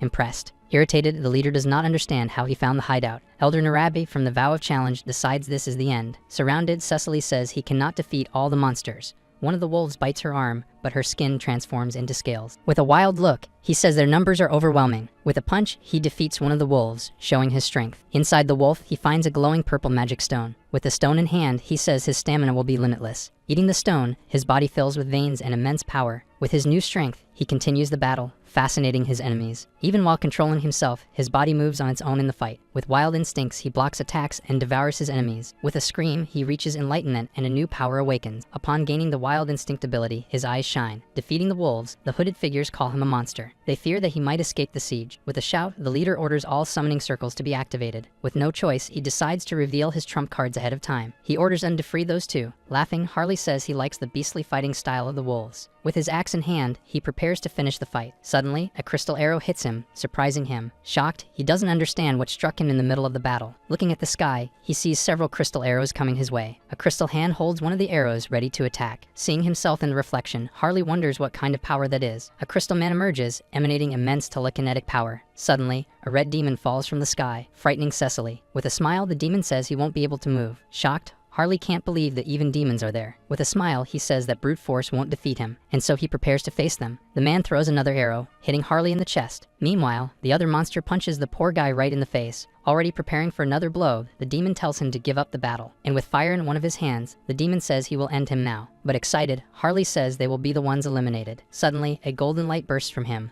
leaving the enemies confused. It falls with force, causing a great explosion. With a smile, he says that help has arrived just in time. With his shining armor, Heinrich appears to save the day. Returning to the palace, a knight questions the holiness for trusting an uncertain feeling. Irritated, she says that Sir Heinrich is someone they can trust. With conviction, she states that even the divine has taken an interest in him. Rafferty stands up, saying it doesn't matter if it's a revelation or a hunch. With determination, he asks Heinrich to guide them to the child. The scene shifts to the mountain with that great explosion. With his sword, Heinrich charges at the red demon. With a strike of light, he attacks the monster with his holy sword. The demon is thrown far away, surprised by the knight's strength. Impressed, he can't believe in the divine power and Heinrich's abilities. The crystal man realizes that the knight's power is not normal. Suddenly, Harley lands a punch on the crystal man, distracting him. With crystal spikes, the man defends himself and counterattacks. Harley ends up getting hit, but he manages to hold the enemy's head. He says that will be enough to take revenge for the lost eye. He says this will be his payment. With his hands on his head, the man goes into a panic. In an instant, Harley manages to smash his head. Wounded, he pulls the arrow from his eye, and he says the enemy will replace his lost eye. With the crystal eye in hand, he prepares for the transplant. As he places the eye, he gains the ability Gem Eye. With a smile, he realizes he can now attack from a distance. From afar, the hooded men can't believe in their defeat. Shocked, they wonder who the Holy Knight is. The leader orders his men not to act recklessly. With an escape plan, he orders the remaining monsters to be released. Suddenly, one of the men turns around, startled by something. With a blow, one of the men is hit, surprising everyone. The Holy Order appears, and Heinrich threatens to crush the heretics. Frightened, one of the men asks if they should prepare the teleport to escape. With no way out, Narabi decides there is no turning back in the battle. With a shout, he prepares to sacrifice the souls of his men. With a summoning spell, he intends to call an Archdemon. A large purple shadow rises from the ground, enveloping the entire area. With his hand transformed, the demon prepares to burn everything. With a scream, he orders the creature to turn everything to ashes. Suddenly, a golden light appears, surprising the leader of the heretics. The divine power of light is so strong that it even frightens the archdemon. The light hits the demon squarely, injuring him severely with its power. From afar, a priest apologizes but says the heretic will burn. With a scroll in hand, he casts a powerful light spell. Hit by the magic, Nurag screams in pain, being enveloped by the light. Seeing the explosion, Harley says things seem to be resolved. With a gesture, Harley calls Cecily to come out of hiding. Frightened, she says she felt nauseous with the situation. With a smile, he comforts her, saying that the important thing is for her to be well, while the other avatar observes the two. But a voice calls for Sir Heinrich, interrupting the moment. With a smile, Sir Tuscan says they arrived on time thanks to him. He congratulates Heinrich for being right and asks how he knew. Suddenly, Raffery runs towards Cecily, shouting her name. Kneeling, he introduces himself as Raffery from the Elven Kingdom. With a shining gaze, he looks at her, showing his starry pupils. Laughing, Harley says he is glad she has reunited with her people. Grateful, she asks how she could repay his help. With a smile, Raffery says he is admirable and that he will reward him. He asks Harley to sit down, and Cecily approaches with a smile. With a kiss, she blesses him, and he feels a familiar energy. Raffery explains that it is a blessing from nature, which only high elves can give. With a smile, Raffery asks him to extend his hand for the reward. He hands over an elven symbol, promising help whenever he needs it. Laughing, Harley accepts the promise with gratitude and a big smile. Cecily gives him a branch from the world tree as a final gift. Tuscan praises Harley's physique and asks if he and Heinrich know each other. With a smile,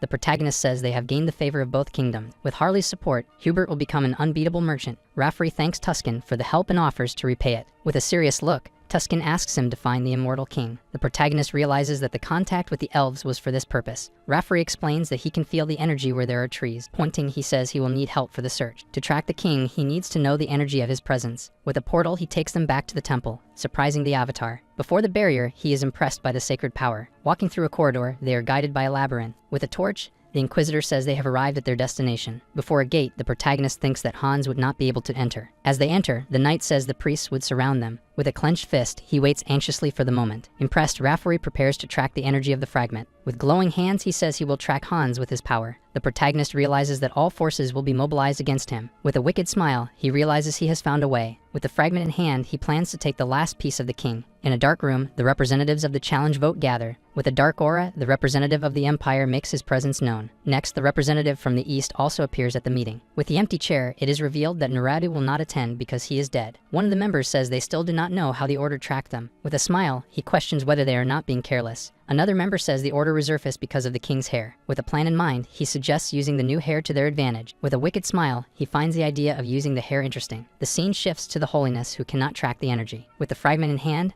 Hans realizes she tracked him from there. To hide, he decides to conceal the fragment in a subspace. With a skull portal, he prepares to store the object. With a frustrated look, he realizes that the fragment cannot be stored. Sitting in a building, he thinks about how he returned to Earth with the fragment. With a plan, he decides to create a subspace within his own body. Concentrating his energy, he prepares to become one with the fragment. With a smile, he successfully absorbs the fragment. Now he can absorb the power of the fragment and hide his energy. Satisfied, he says he has solved his biggest problem once and for all. Looking at the laboratory, he prepares to clean the crime scene. With a snap of his fingers, he decides to burn everything to ashes. Amid the flames, he prepares for the next step of his plan. Already outside, he says he will release all barriers. With the smell spreading, he challenges the order to find him. On a mountain, he swears he will get the last fragment of the king. The scene shifts to Raffery, who finally finds the trail of the king. With his hand on his forehead, he says the immortal king is in the monster forest. With the news, a priest orders to summon all the paladins. Suddenly, a knight appears, offended for not being called. With a smile, Parade, the paladin of Jiran, joins the expedition. Satisfied, the priest says the expedition is made up of the best. With a worried look, the holiness says she will also go with them. The priest forbids her, saying it is not safe for her. With hands on his chest, he says she is the pillar of order. Calling for Heinrich, he assigns him a new mission. With a serious look, he orders him to stay and protect the holiness. Whispering, he asks the avatar to take care of the leader in his absence. Watching the departure, he prepares for his guard mission. With a smile, he promises to keep only the holiness safe. In front of the temple, the knights prepare for battle. With a shout, the priest says that the divinity is watching them. In the skies, a portal of light opens, and the knights get ready. With a worried look, the holiness observes the expedition's departure. He comforts her, saying that everyone will return safely. He explains that he has a feeling everything will turn out fine. The scene shifts to Hans, who is preparing to invade the temple. With his mana, he feels the barriers spread across the walls. Even if he gets through,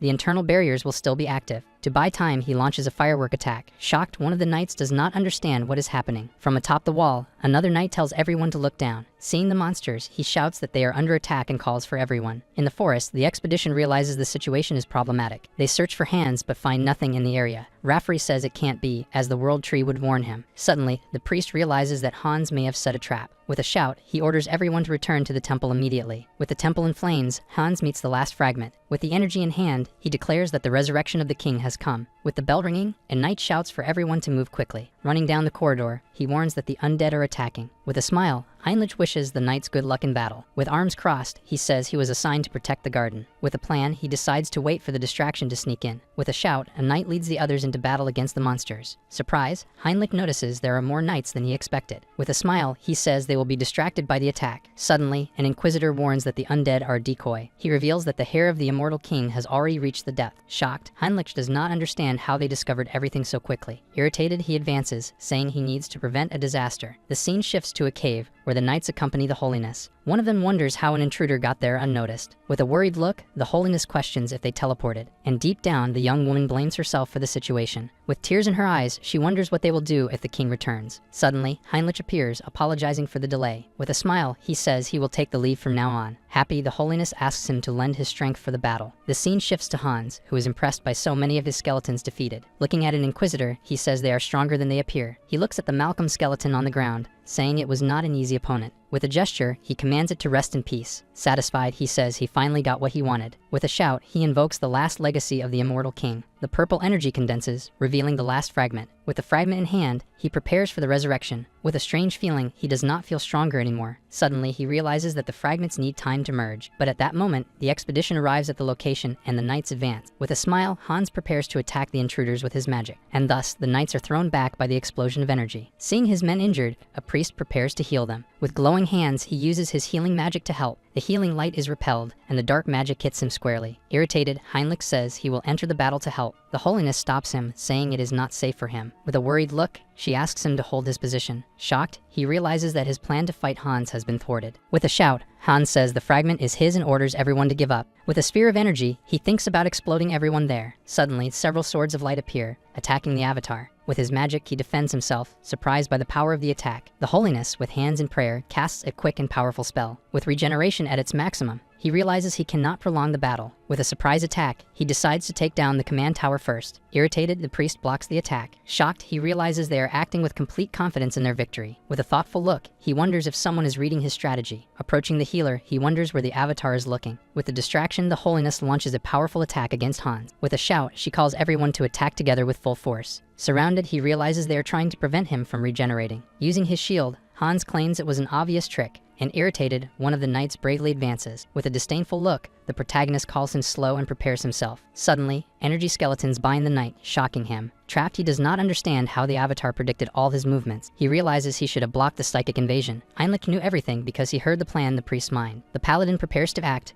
but Hans just laughs. Hans says it is too late, as the fragment inside him has finally fused completely into one. With an evil laugh, he releases an explosion of energy. Shocked, they feel the overwhelming energy of the avatar. In tears, the holiness says they arrived too late. The dark silhouette of the immortal king begins to take shape. He threatens the members of the order, telling them to tremble in fear. The system alerts him that he has surpassed the end and transcended. He declares himself the calamity of the Outerika dimension, the immortal king. Knights rush to the chamber but stop upon seeing the others defeated. Seeing the figure of the immortal king, one of them asks if they arrived too late. Sir Pion says not yet, as the location suppresses the power of the immortal king. With courage, he says they will risk their lives to stop the demon. He orders everyone to advance, and Hans laughs at the knights. The immortal king thinks they are deluded for not seeing his status window. A notification alerts him that he is now invincible with the immortal heart. He says he will show the power of the immortal king to all of them. Covering his face, the immortal king prepares to use a new ability. He activates the Eye of Darkness, and a wave of energy hits the knights. With just a glance, he instills fear and confusion in his opponents. The ability also allows him to control low-level demons, making them enter the bodies of the knights. Sir Pion screams not to look, recognizing the legendary Eye of Darkness. With a blue energy in hand, the immortal king says it is now their turn. He raises his hand and commands his legion of the dead to rise again. Pyre is shocked to see bones and bodies joining around the immortal king. With a blue aura, the skulls unite, and a knight screams for them to be careful. The immortal king creates a corpse golem, frightening the knights. The golem attacks,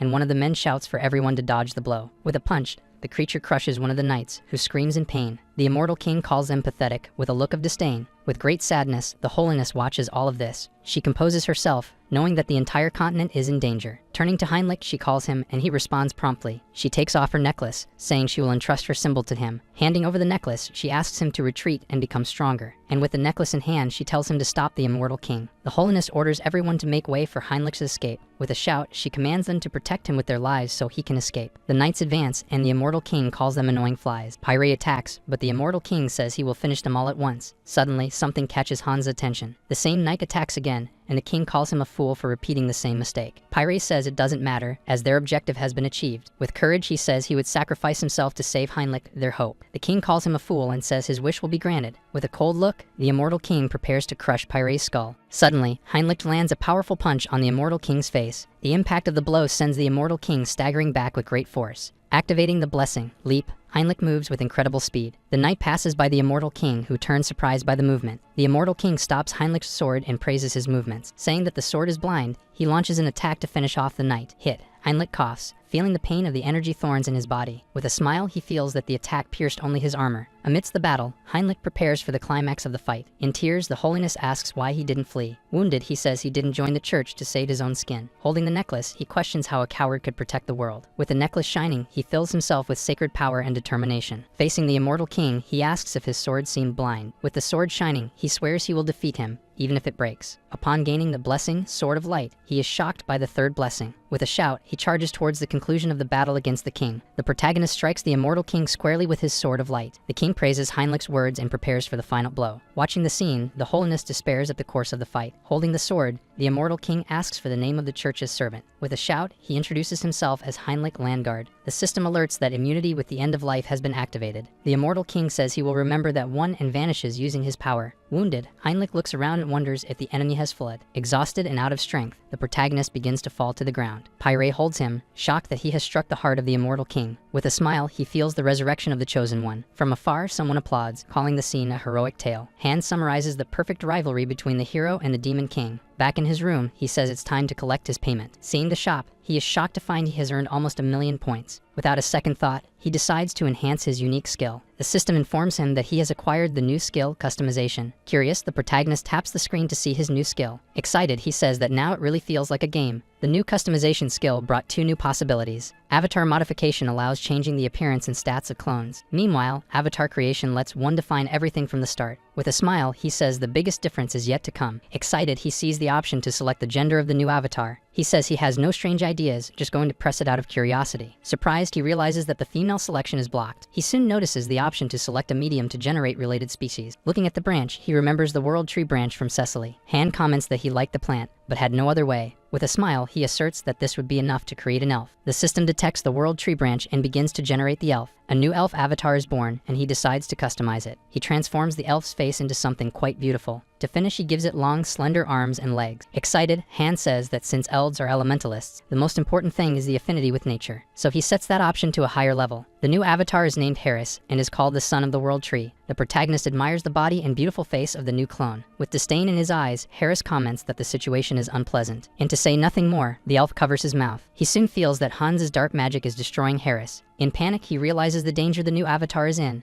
Without hesitation, he shouts to cancel Hans's summoning immediately. Relieved, he takes a deep breath, as he almost lost the newly created clone. He decides that, for now, he will store Harris for later use. Picking up a book, he plans to write The Legend of the Mercenary King. Elsewhere, Harley tries on wolf ears and likes the function. As he leaves, he thanks for the service rendered. Arriving in Tarak, he says that Hubert found the right item for him. Harley hears about problems at Hubert's shop and decides to teach a lesson. In the tavern, some men mock his clothes and call the South savage. One of them claims that Southerners are to blame for this bad reputation. Harley stands up and calls the man's attention, who looks frightened. Irritated, he asks who insulted the Southerners, and they quickly point out the culprit. The man threatens with a club, saying he will teach him a lesson. With a swift movement, the protagonist breaks the weapon with his hands. Shocked, the aggressor cannot believe what he just saw. Harley concludes that those men are true warriors of the South. This means he has found exactly what he was looking for. He realizes that he just needs to make friends to become a hero. Thus, he can become a true warrior of the South. A man tells him to dress properly, as that was festival attire. Confused, Harley asks if people no longer dress like that. Irritated, the man calls him a disgrace and says he can't take it anymore. The man challenges him to a traditional Southern duel. With a smile, Harley accepts but imposes a condition. He asks for the 3 of them to attack him at once, leaving them shocked. Feeling insulted, they accuse him of mocking their honor. The protagonist changes his mind and says that only two can face him. With a smile, he comments that the last one must help the two who will fall. Startled by his confidence, the three prepare to fight. With a single punch, he throws one of the men away. The man accuses him of not being a southerner for lacking a warrior mark. Unsure of what to say, Harley thinks about how to make up an excuse. He claims to be a warrior from the south, but that there is a story behind it. The scene shifts to a flashback from 20 years ago. Harley recounts a duel to choose the next chief of the tribe. In the story, his father was the best warrior and participated in the duel. With a punch, the father easily won the championship. The chief congratulates him and says that, by tradition, he would grant a wish. Harley's father states that he had already made a decision from the start. To everyone's surprise, he refuses to marry the chief's daughter. Outraged, she calls him outrageous and demands an explanation. He replies that there is a very valid reason for the refusal. The big revelation is that he and the chief's daughter are siblings of red blood. Shocked, she asks her father if he will allow such nonsense. With his hand on his face, the chief apologizes and confirms that it is true. He reveals that she is not his biological daughter, leaving her in shock. Angry, the chief orders the guards to kill the insolent trickster. Harley's mother tells her husband to flee while she distracts the guards. Harley explains that his mother was pregnant and could not fight. His father fought alone to protect them but fell in battle. The mother managed to hide in a cave and raise the child there. And finally, he shares that his mother also passed away recently. He finishes the story and asks if it now makes sense not to have marks. Moved, the three men cry at the heartbreaking story. One of them apologizes and hugs him, calling him a true warrior. The tattooed man cries, saying he never imagined something so sad. With a smile, Harley thinks to himself that his performance was insane. Celebrating, the men raise their cups in toast to their new brother, Harley. One of them asks what brought him so far, and he replies that he has a story. He shares that shortly after losing his mother, he was completely alone. In the rain, standing before a grave, he felt lost with only his body. It was at that moment that someone approached him, not ignoring him like the others. It was Hubert, a young merchant who offered help and became a friend. He recounts that Hubert helped a lot, but now he was being threatened. That's why he decided to travel there, as he could not ignore the one who saved him. Furious, the men declare that an enemy of their brother is an enemy of all. They promise to help,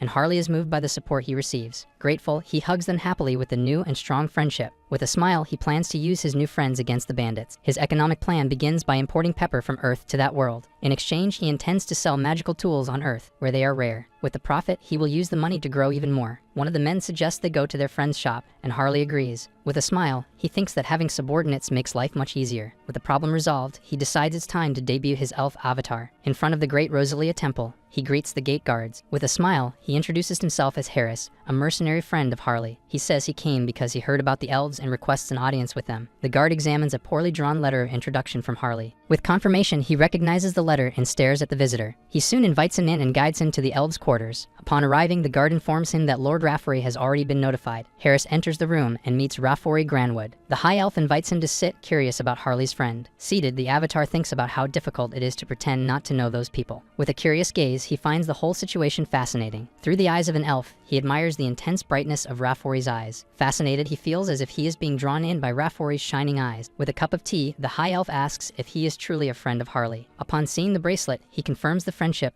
leaving Harris surprised. The avatar apologizes, but Raffory replies that he is happy to see another elf wearing that bracelet. He changes the subject and asks what Harris wanted to request. Harris responds that he would like to learn to harness the power of nature. With a serious look, Raffory perceives his natural aptitude. Without a doubt, he sees immense potential in the young elf before him. He invites him to step outside for some fresh air, and Harris agrees. Raffory explains that he will not be able to teach him, as he will be leaving soon. Instead, he invites him to come along to the Elven Kingdom. Surprised, the protagonist is shocked by the unexpected invitation. The Elven Kingdom is the place where the High Elves receive education. Harris asks if he needs qualifications, and Raffory explains that only the children of High Elves can enter. With a smile, Raffory reveals that there is an exception, leaving the avatar pressured. Raffory explains that the exception is someone with the qualities of a High Elf. He approaches and asks if Harris felt anything when looking into his eyes. Suddenly, the avatar feels the same strange sensation as before. It's as if he is being pulled and sucked into something. In a mysterious place, he wonders where he is and what it means. He realizes that the energy there is much purer than before. With a smile, he understands that something is truly different. Shocked, he cannot believe what he has seen before him. A leaf floats into the hand of a woman. Upon seeing her, he stares at her from atop the tree. He wonders if she is the goddess of the elves. Looking at the figure in the tree, he imagines if it could be the world tree. The elf descends from the tree and begins to float towards him, leaving him awkward. Not knowing what to do, he simply watches as she approaches. The elf touches his face, and the protagonist wonders why. With a smile, the goddess continues to gently caress the avatar's face. Not understanding anything, he wonders why the goddess is doing this. With her hand on his chin, the goddess beckons him closer. With a smile, she invites him to go to the Elven Kingdom. He asks if the leaf was the world tree and what she said. Not understanding anything, he shouts that he doesn't know what it means. Back in reality, he wonders what the true meaning was. Referee explains that he felt the presence of the world tree. Harris recounts that he saw an elf and asks if it was really the world tree. Referee says she appeared in a way that would be familiar to him. He soon warns that the world tree has a special interest in him. Shocked, he remembers that even the divine being had shown interest. Now, even the world tree is paying attention to him. The scene changes and a man begins to threaten Hubert in his shop. The man orders him to close the shop and leave the city. Calmly, Hubert apologizes for his rudeness. He says that an excellent tea has just arrived and offers a cup. The thug knocks the cup over, saying that Hubert didn't get the message. He threatens him, ordering him to leave the city or die right there. With a knife in hand, Hubert says that his friends seem to enjoy the tea. Suddenly, the leader of the thugs takes a strong punch to the face. Harley's blow sends him violently out of the shop. The other thugs are shocked, not understanding what happened. Without wasting time, Harley and his friends attack the others. Screams of pain and cries for help echo through the city street. At night in the shop, a toast of celebration takes place. Hubert thanks everyone, saying that the drinks are on him. Luan comments that after the fight, Harley needs a warrior's crest. To show his, Luan begins to take off his shirt. He proudly displays the crest marked on his chest. He says that a shaman in Tarak can make one for Harley. With a serious look, Harley grabs Luan and calls him by name. Harley drags Luan, saying they need to go see the shaman now. He throws him over his shoulders, ignoring all protest. Elsewhere, a thug threatens a shaman, calling her a witch. The man demands the money for the protection he had requested earlier. She complains that the amount was too high and that she couldn't pay. Irritated, the thug grabs her, asking if she didn't understand. He warns her that he had a bad day and wouldn't accept excuses. He pushes her, shouting for her to find the money. Suddenly, the man turns around, startled by something he sees. With a panicked face, he lets out a scream of pure terror. Harley appears with a smile, ready to end the commotion. With a punch, he knocks out the thug and his henchman. He greets the lady and says he came to make a crest. She asks about the thugs,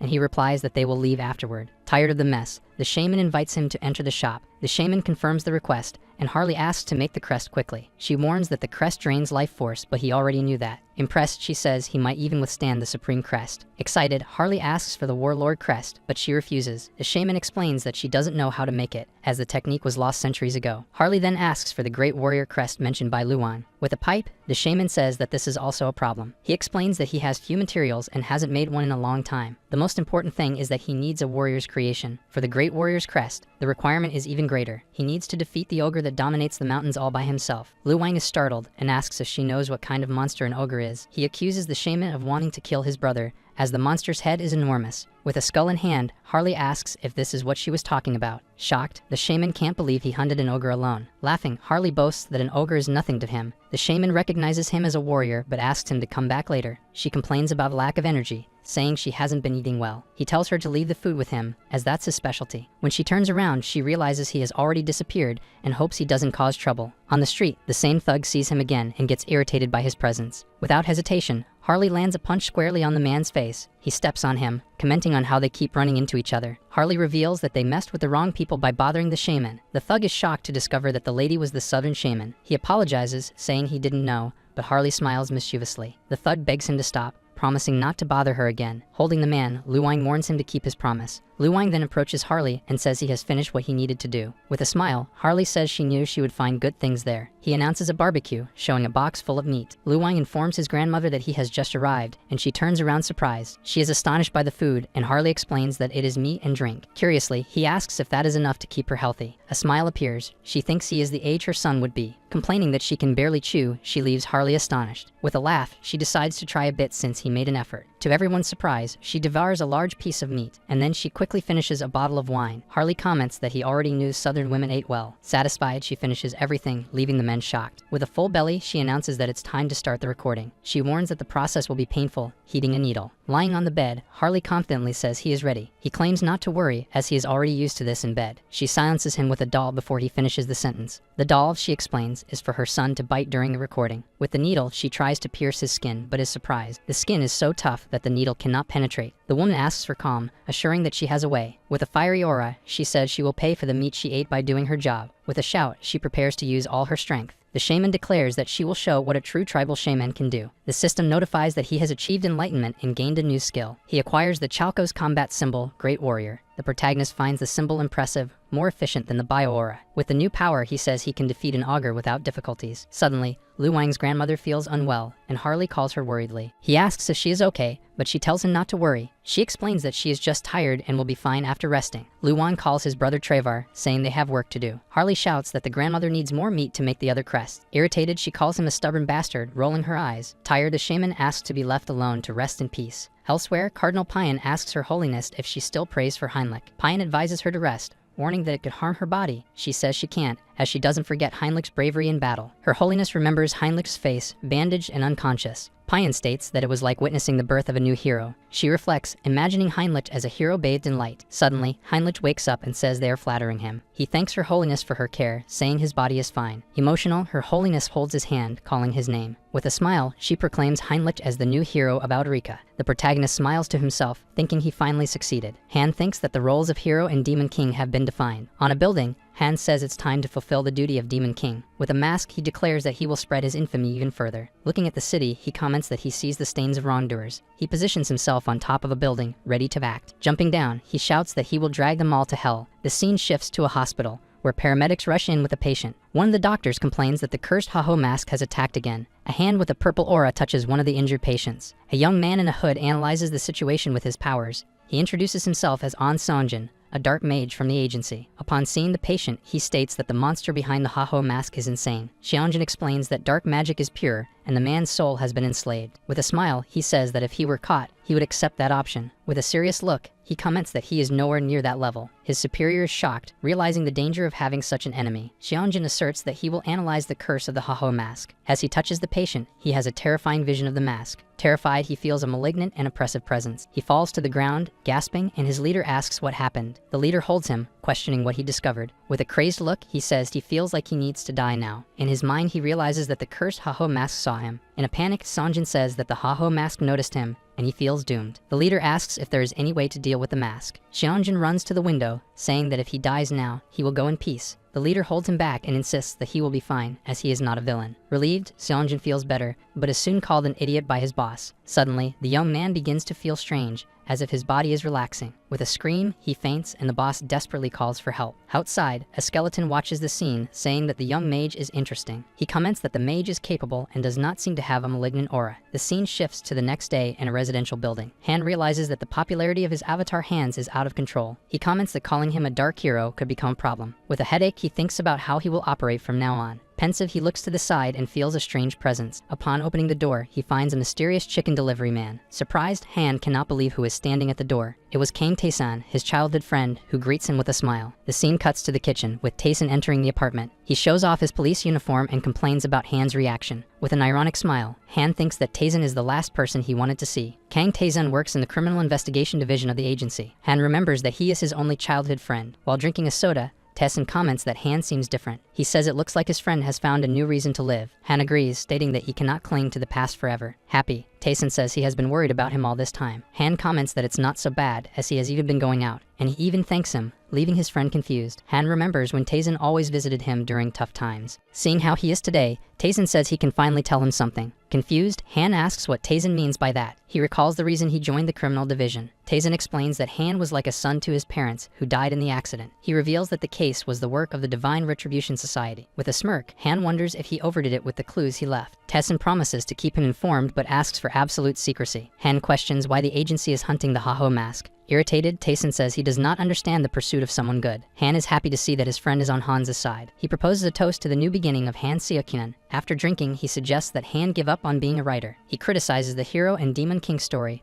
calling it cliché. Han tries to defend it, but Tae-san insists it is embarrassing. He suggests that Hans be short for Hannibal Strauss. Han likes the idea, and Tae-san reinforces that he can ask for help whenever needed. Suddenly, Tae-san receives a call and looks at his phone. He says it is already time and he needs to go, leaving Han surprised. Han calls out to him, and Tae-san stops before leaving the apartment. Before he goes, Han asks if Tae-san's grandmother is doing well. He replies that her condition has worsened and that he needs to prepare. Worried, Han asks if he can do anything to help. Tae-san tells him to focus on writing, that he will figure it out. After he leaves, Han clenches his fists and feels powerless. He remembers Tae-san's grandmother holding his hand. She told him to ask for whatever he wanted, as if he were her grandson. The lady smiled, stating that Taesun's friend was like a grandson to her. With a smile, young Han happily thanked her for the affection. He fondly remembers how Taesun's grandmother took care of him. Han feels useless for not being able to help his friend in this difficult moment. Suddenly, a brilliant idea arises and his eyes shine. With a confident smile, he says that Taesun owes him an apology for mocking him. He claims that the character she teases will help him. To heal a person, someone with the gift of healing, like a priest, is needed. With divine power, Heinrich manages to heal Taesun's grandmother. Han thinks about how to get Heinrich out of there without raising suspicions. For now, he prefers to wait for the right moment to act. The scene shifts to Diana and her brother. She asks if he is okay, and he replies that he is. Suddenly, the boy loses his balance and drops an apple. A mysterious man steps on the apple, picks it up, and scolds him. The young woman recognizes him and gets excited. Heinz asks how she has been. Her brother doesn't seem to recognize him very well. Diana asks why he took so long to show up. She also says that if he came, it must be because he has some business around. Heinz denies it, saying he came just to see them. She says it's all right and asks him to get straight to the point. Honestly, Heinz admits that he can't defeat the two of them. He asks Diana to be his employer again, wanting her skills. With a radiant smile, Diana accepts Heinz's request. Elsewhere, Jin Soran investigates the places selling the items. Impressed, she asks Heinz where he got such good items. He replies that, thanks to Diana, he obtained tools and information. A man informs that the pepper is in the warehouse and Heinz says he will sell it. He comments that the purge is over, leaving Soran confused by the word. Heinz reveals that he identified and executed all the traitors of the clan. Happy, Soran says that now the clan will be normalized and safe. Heinz says he will count on her to manage heterosis. Worried, Soran wonders if she will be able to maintain the clan alone. He affirms that Jin Soran is a competent person and that he trusts her. With a smile, he encourages her, saying he is sure she will do well. Emotional, Soran feels motivated by her lord's trust. Soran says she can handle everything, and Heinz leaves the place. He laughs, thinking about how he has been using dramatic lines lately. With a serious look, he decides it's time to start conquering the clan. Heinz recounts that, with Diana's information, he found something. He believes he has discovered the base of the Brokoslak clan. One of the guards wonders why the bonfire went out by itself. Suddenly, the door opens and a vampire thinks it might have been the wind. The scene shifts, and a female vampire drinks a glass of red liquid with pleasure. Satisfied, she comments that the drink hit the spot. With her head down, she complains about being very lonely. Suddenly, a voice calls her a drunkard,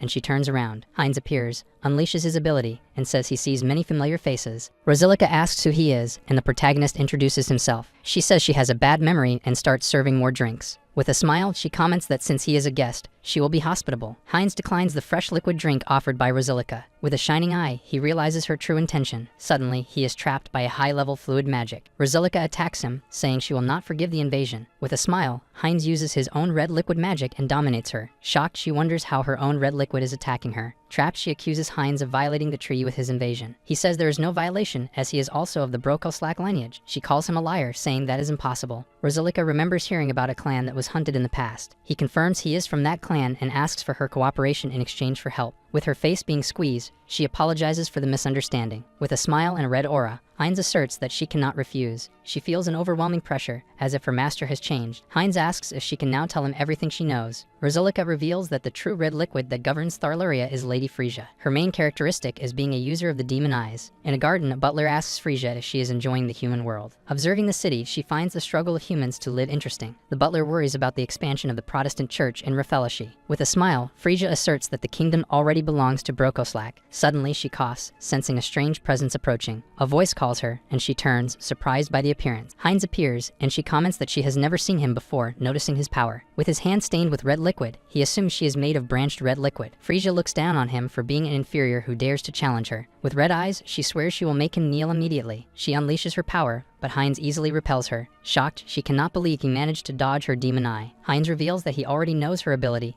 and knows how to counter it. With a wicked smile, he shows that he is now very powerful. Surprised, Frisia realizes that he is a true red liquid. Angry, she questions him about the purpose of his attack. Smiling, he replies that his goal is quite obvious. He declares that he will take everything she has in Brokoslak. Finding his ambition bold, Frisia says she understands the message. With a smile, she warns him to keep one thing in mind. The vampire reveals that she is also a class of true beings. Surprised by her speed, he is hit in the chest. She taunts him, and he realizes that Frisia is a martial artist. Shocked, he did not expect physical combat from her. With a powerful kick, the vampire throws him away. Spitting red liquid, he confirms that she is a physical fighter. Impressed, she advances to see if he can block more. Her parasol reveals itself to be a sword with impeccable technique. Wounded in the face, she warns him that he cannot dodge forever. With a smile, Frisia warns that her next strike will be the end. A huge explosion of red liquid surrounds him, leaving no escape. Surrounded, he wonders if that was an area skill. Determined, the protagonist advances to cut through the attack head-on. As he passes through, he is surprised to see that Frisia has vanished. Appearing from behind, she hits him with a punch and breaks his neck. With a kick, she throws him far away and lemons the boring end of the fight. Rising, he questions her about what she said regarding the end. His neck heals, and he asks who said she gets to decide. To her astonishment, he says that the fight is just beginning. Shocked, she cannot believe her neck healed so quickly. He reveals that he has a special ability called hybrid evolution. The vampire thinks he is insane, as few have survived her attack. With a smile, he admits that she has skills, but also flaws. Confused, Frisia wonders what he means by that. Heinz offers his hand, saying he can make her stronger if she follows him. Furious, she calls him a liar, gripping her parasol tightly. Insulted, she screams that she will pierce him until he cannot get up again. As she attacks, her body stops, and she wonders what is happening. A circle of red liquid magic traps her, and she realizes the trap. With a serious look, Heinz says that if she does not cooperate, he will use force. Trapped, she questions when he prepared the red liquid magic on the ground. He reveals that he is more of a red liquid mage than a fighter. With a crystal in hand, he says he can also do other things. Grabbing her neck, he prepares to use the crystal. He injects the Raffelashi crystal into the vampire's neck. With unbearable pain, Frisia screams, feeling the power. He explains that a small dose would not be enough for her. A massive explosion of energy occurs as he steps back. Exhausted and in pain, the vampire falls to the ground, completely defeated. Furious, Frisia asks what he did to her and vows that she will not forgive him. Calling her ungrateful, Heinz says she should be thankful and asks if she does not feel a change. Shocked, she realizes that her senses and strength have evolved to a new level. He asks if she wants to thank him now, and the vampire reluctantly agrees. Suddenly, she tries to attack him, but he holds her back, saying he gave her power. Her punch stops in midair, and the protagonist smiles at the situation. Confused, the vampire wonders why her body will not move anymore. She feels as if she is bound by invisible iron chains. Heinz reveals that this is the power of his red liquid domination,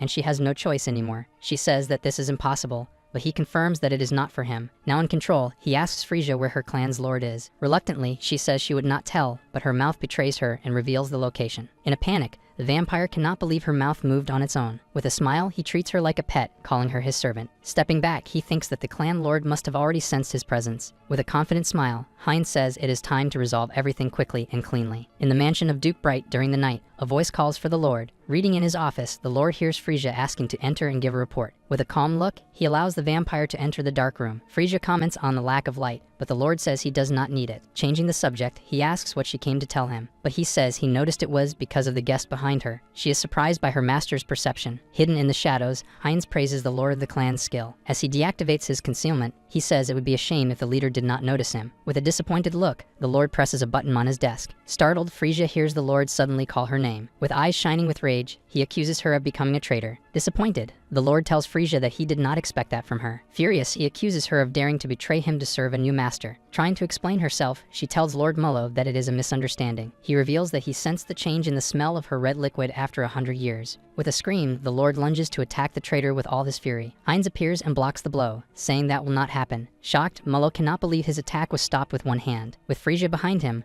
Heinz laments having to resolve things this way. Mocking the peace, Mullo creates a sphere of red liquid, irritated by his audacity. The Lord activates a magic circle, swearing to cut the tongues of Heinz and the traitor. With the spell, he summons the children of Brokoslak for battle. He orders the red liquid creatures to attack and devour the two traitors. With a strike, Frisia destroys one of the creatures, saying they are not welcome. Strange about the situation, Mullo realizes that only a few were summoned. Seeing the ease of the fight, he wonders if those were all his subordinates. Furious, Mullo asks Frisia what she did with all his subordinates. Apologizing, she drops her parasol to the ground with a thud. Frisia reveals that most of them are now Lord Heinz's subordinates. Not understanding, he questions if they accepted a new red liquid without even resisting. Mullo says that it is no different from eating another of the same species among them. With a serious look, he warns that this kind of act drives them to madness. She explains that it was only possible because Heinz is of a Brokoslak lineage. Finding the story ridiculous, rage takes over the lord of the clan. He activates the red liquid mist, a Brokoslak magic technique. With shining eyes, he commands them to witness his power. The protagonist recognizes the barrier of a red liquid sorcerer. With his head aching, he feels his body become twice as heavy. Mullo says it is too early for surprises,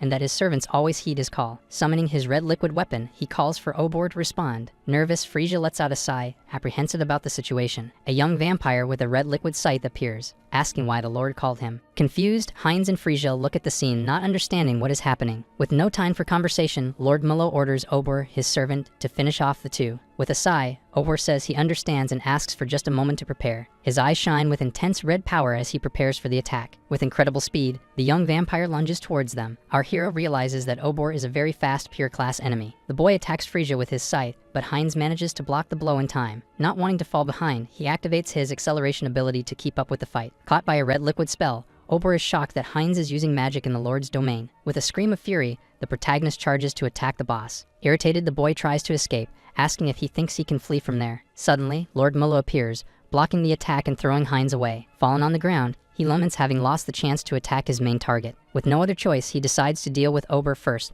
and activates his acceleration. Mullo cannot believe it. Ober is the fastest of the vampires, and yet Heinz keeps up with his incredible speed. Suddenly, Frisia intercepts Ober's attack. Holding his hair, she says she never liked his attitude. Smiling, she invites him to have fun fighting with her. Mullo is shocked. Frisia is keeping up with Ober's speed. She defeats other servants, and Mullo questions her new power. Heinz approaches and says that the Lord seems to have let his guard down. Calling him a fool, Mullo prepares an attack with red liquid claws. The Lord warns that inside, he can never deviate. But Heinz is not worried about that. Then he reveals that he never planned to do this and lets his arm be cut off. This way he gains access and strikes the enemy. Shocked, the Lord accuses him of throwing his arm away to attack. He denies it, saying he is being economical, and his arm regenerates. Shocked, Lord Mullo does not believe in the instant regeneration of his arm. Holding the wounded Lord, Heinz says he does not plan to kill him, leaving him confused. With a wicked smile, he approaches and says the plan is different. With a shout, he declares that he will inherit the title of Lord. In a dark circular hall, a solitary coffin rests in the center. From inside the coffin, a young vampire with black hair yawns as she wakes up. Sleepy, she complains that she wanted to sleep a little longer. Stretching, she says there is nothing to do. With her eyes open, she feels that something has happened. The vampire concludes that something has happened to her children. In the mansion, a voice orders the next one to step forward. Heinz holds the Raphelashi crystal and commands the vampire to stay still. With a cry of pain, the vampire receives the injection from the crystal. The process continues, and he tells the next one to hurry up. Tired, Heinz complains that the process took an eternity. The Avatar asks about the others, and Mullo says everything is already taken care of. But our hero does not like the tone of voice and demands more respect. To irritate him, Heinz says having a lord by his side makes things easier. With a confident look, he thinks his hypothesis was correct. Draining Mullo's red liquid to weaken him, the risk decreased. With a smile, he says he has extracted the source of his red liquid, Brokoslak. The hero remembers how he was bitten and became a vampire. Now he had finally climbed from the bottom to the top of the hierarchy. Sitting in the Lord's chair,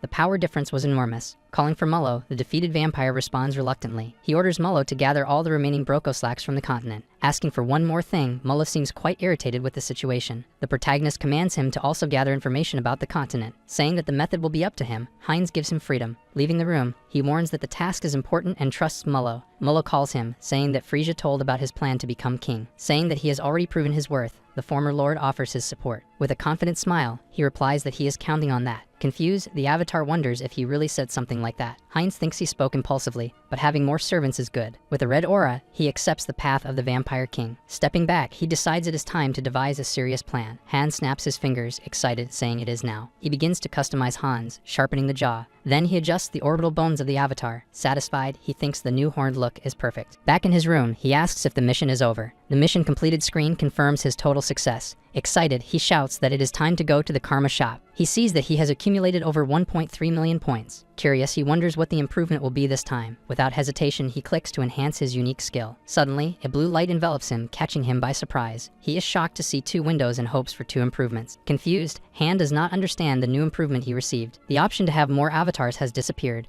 Now it only increases potential. Shocked, he shouts that this is not right for 900,000 points. Disappointed, he realizes the new skill called Entity Projection. The protagonist stares at the description of the new skill, curious. Not understanding, he reads that the skill can be used once a day. The ability allows him to project an avatar into his own body. Seeing his avatars, he wonders what that means. Upon seeing the other clones, he finally understands the power. Shocked, he realizes he can use the power of all the clones. Now he can use the power of the avatars in his own body. He looks proudly at all the avatars that appear on the screen. Seeing them all together, a feeling of pride arises along with the thought about the new skill. An idea arises. Using the projection with Hans seems interesting. Excited, he realizes that there could be 2 immortal kings, but thinking better, he decides it is better not to do that because 2 Hans are dangerous. With a smile, the decision is that the first test will be with Heinrich. Upon touching the screen, his body is enveloped by a bright blue aura. With the armor, the feeling is that divine power becomes weaker on Earth. This is to be expected since the projection effect lasts only 10 minutes. With a smile, he says that this time will be more than enough. The scene changes, and the facade of a large hospital at night appears. Using his power, the masked man takes Han inside. After finishing, he creates a jewel for his avatar. He soon approaches someone with very pale hands. Holding her hand, he asks the lady if she remembers him. Han says he wished he could have come earlier, but he couldn't. Promising to come more often, he activates the entity projection. He asks her to hang in there for a little longer. From his chest, a golden light of divine power emerges. The healing light spreads, restoring her energy. With the healing, the lady's expression becomes more serene. Tired, he realizes the limits of divine power with age. He believes this will help and trusts in her willpower. He promises to return with Tayson and asks her to be well. The scene shifts, and Rafori asks if Harris is a friend of Harley. Harris comments that they connected as if they were family. A familiar scent is sensed by Rafori,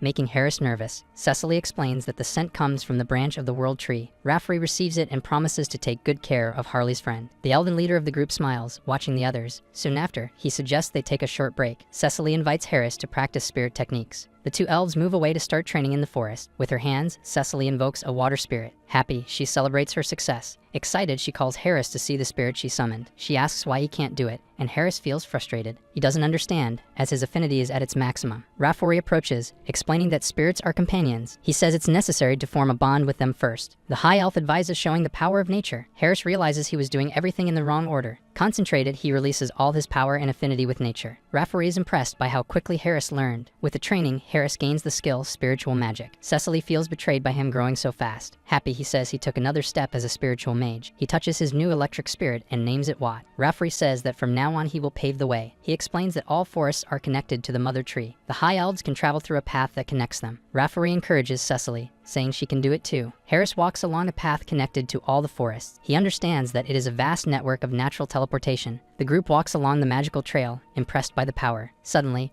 Rafferty announces that they have arrived at their destination. Shocked, Harris wonders if this is the real world tree. The sight is stunning. The tree is even larger than he thought. Cecily asks if it's his first time seeing the tree. Suddenly, a green aura surrounds Cecily, leaving her confused. She begins to float, and the others shout her name shocked. Rafferty comments that it's Harris' first time witnessing the ceremony. It is the eye-opening ceremony of a high elf. Harris watches, shocked, as the rare ceremony unfolds before him. With the power of the tree, all things begin to be reborn. A force of nature converges, and a spiritual elf emerges. The elf hands the fruit of the world tree to Cecily. By eating the fruit, Cecily becomes a true high elf. Harris realizes he can't just stand there watching. He decides he will not waste the natural energy of the place. The protagonist reaches enlightenment and gains the skill nature affinity. Happy, he can now strengthen himself by absorbing natural energy. Rafferty calls him, and Harris tries to hide what he was doing. Rafferty tells him to look to the side, and Harris is surprised. A branch from the world tree floats beside him, like a gift. Rafferty says the relic is rare and can become a weapon or accessory. Curious, Harris asks if Rafferty also received a relic. Embarrassed, he thinks about returning his,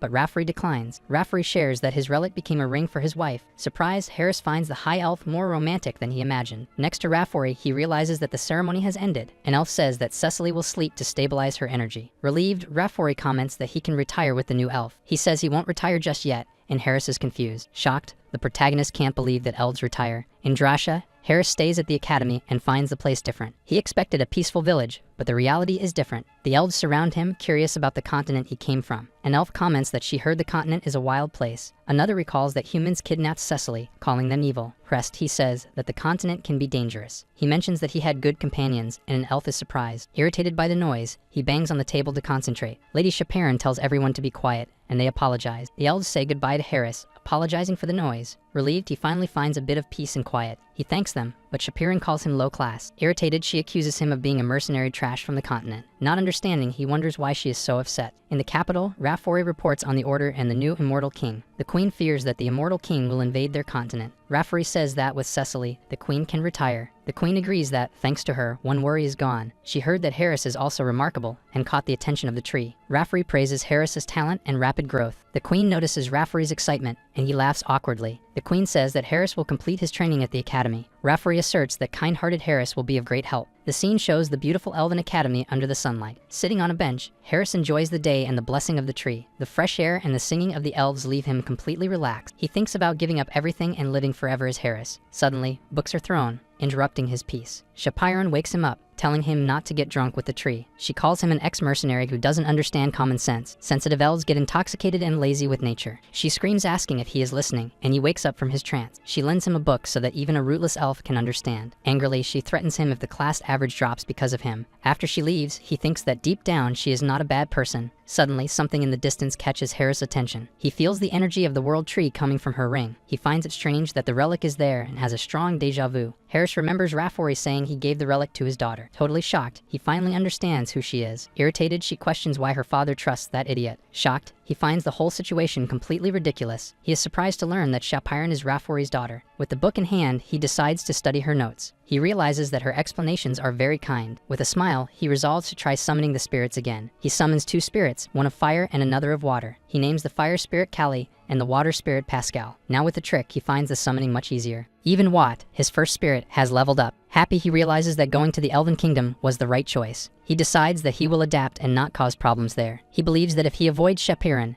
everything will be fine. But unfortunately for him, he ends up sitting next to her in class. Not understanding, he wonders how he got involved in this. 10 minutes ago, a teacher talks about the bond with spirits. The teacher reveals that the secret is through dance and music. Bored, he listens about the festival for the new high elf. She says that the evaluation will be on a stage in the capital. He thinks that Cecily might be watching the performance. With a smile, he decides he will show his cooler side. Excited, the teacher announces a group project for Harris. Each group will perform their act for the bond evaluation. He can't believe he ended up in the same group as Shapiron. The other elves introduce themselves as Timer, Coffin, and Curie. Shapiron sighs, saying there is nothing to be done now. She asks if Harris has any dance or music for the group. The others say they have no ideas, which irritates him quite a bit. He remembers that it doesn't have to be a traditional dance or music. With a smile, he thanks everyone for their consideration. He says he remembered a song he used to sing in his homeland. He comments that it is a song his parents loved very much. Shapiron asks if he is confident, and he confirms. With a smile, he boasts about his high scores in karaoke. With her arms crossed, Shapiron watches with suspicion. She looks down on him, saying that a mercenary doesn't understand music. He feels uncomfortable with her disdainful looks. Angrily, she challenges him to prove his worth, and he accepts. Surprised, she stares at him, not understanding his condition. He asks her to teach him about elven culture if they succeed. Reluctantly, she agrees to the condition if they have good results. The group starts rehearsing the song, singing in harmony. With his eyes closed, Harris sings the song with emotion. With the practice, he gains the skill melody of harmony. Curious, he wonders about the power of the new ability. Satisfied, he feels that his voice is more stable and powerful. The other elves are impressed with Harris' music. With a flushed face, Shapiron finds the music ridiculous. Her spirit reacts to the music, dancing happily beside her. She wonders if her spirits like the music of an outsider. One of the elves teases her, and she denies having danced to the music. Suddenly, Harris realizes that his spirits are evolving. Callie and Pascal evolve into low-ranking spirits. Satisfied, he celebrates the evolution of his other spirits. Suddenly, a green energy surrounds him, leaving him confused. Shocked, the others wonder if it is a sound spirit. The energy condenses in his hands, forming a new being. A purple creature emerges, manifesting physically. The others are stunned, as a manifested spirit is very rare. With a smile, he prepares to name his new spirit. He names the sound spirit Decibel, as it floats joyfully. Impressed, he celebrates having obtained a rare spirit. He remembers that manifested spirits can undertake many missions. One of the elves is impressed by the song that touches the heart. Excited, the others agree to present that song. With a smile, he asks Lady Shapiron for her opinion. Reluctantly, she agrees with the choice of music for the festival. Excited, he prepares to plan the presentation with the group. Embarrassed, Shapiron calls him to talk about something. She asks him to teach her to play the instrument, finding it interesting. With a smile, he agrees to teach her, and she feels shy. The four elves begin to discuss the division of the music parts. The scene shifts to a large amphitheater full of elves. Raffery confirms with Cecily that Shapiron is in Harris' group. Cecily asks if he is nervous about his daughter's performance. Laughing, he realizes that Raffery is actually very nervous. Cecily announces the presentation of the music prepared by Harris. The spirits join the music, playing along with the band. The other elves play their instruments with enthusiasm. With a smile, Harris leads the band with his instrument. Raffery and Cecily are shocked by the infectious music. Shapiron sings, saying that the spirits will guide them. Cecily is moved by the music, finding the tone beautiful. With a smile, Shapiron sings about finding the miracle. Surprised, Harris cannot believe Shapiron's happy expression. One of the elf women is impressed, saying that the music is amazing. Another elf praises the music, even with her sensitive ears. Cecily calls for Raffery, excited about the performance. Raffery praises the use of spirits in the band's presentation. Suddenly, Cecily realizes that Raffery has disappeared from her side. Proudly, Raffery points to Shapiron, shouting that she is his daughter. Harris sings about embarking on a new light without fear. He thinks about how Shapiron helped in the stage production. Together, they sing, and he notices how much fun she is having. The two dance to the rhythm of the music, playing their instruments. Curie and Timer play the drums with big smiles on their faces. The whole band performs with great energy on stage. The crowd applauds and shouts for an encore, loving the show. Shapiron is shocked by how immersed she became in the music. Harris's skill affects Shapiron, proving that it works on her. She sees her father in the audience and realizes he was watching her. Harris asks Shapiron what she thought of the performance. Bowing, she admits that she judged him wrong all along. She apologizes for being mean and says she lost the bet. Raffery finds it amazing the impact the music had on everyone. He believes that Harris will have a great impact on the Elven Kingdom. The scene shifts to the Great Temple, where the Holiness is working. Upon hearing Heinrich, she stands up and greets him excitedly. With a serious face, he enters the room at the Holiness's request. She welcomes him, but he pretends not to see the book about her and the hero. She invites him to sit and says she has something important to discuss. With a smile, she asks if he has heard of the Holy Sword. He thinks of the strongest weapon from fantasy stories. Embarrassed, he says he knows it is the hero's traditional weapon. She reveals that a decree has been approved by everyone in the church. The Holiness asks Sir Heinrich to challenge the test of the Holy Sword. On the outside, he is serious, but inside he celebrates the chance. She explains that the meeting was rushed because of the immortal king. The test will be at the Great Temple Pickhole in the west of the continent. The location belonged to the Salb Empire, destroyed by the second king. The temple is in Lesk,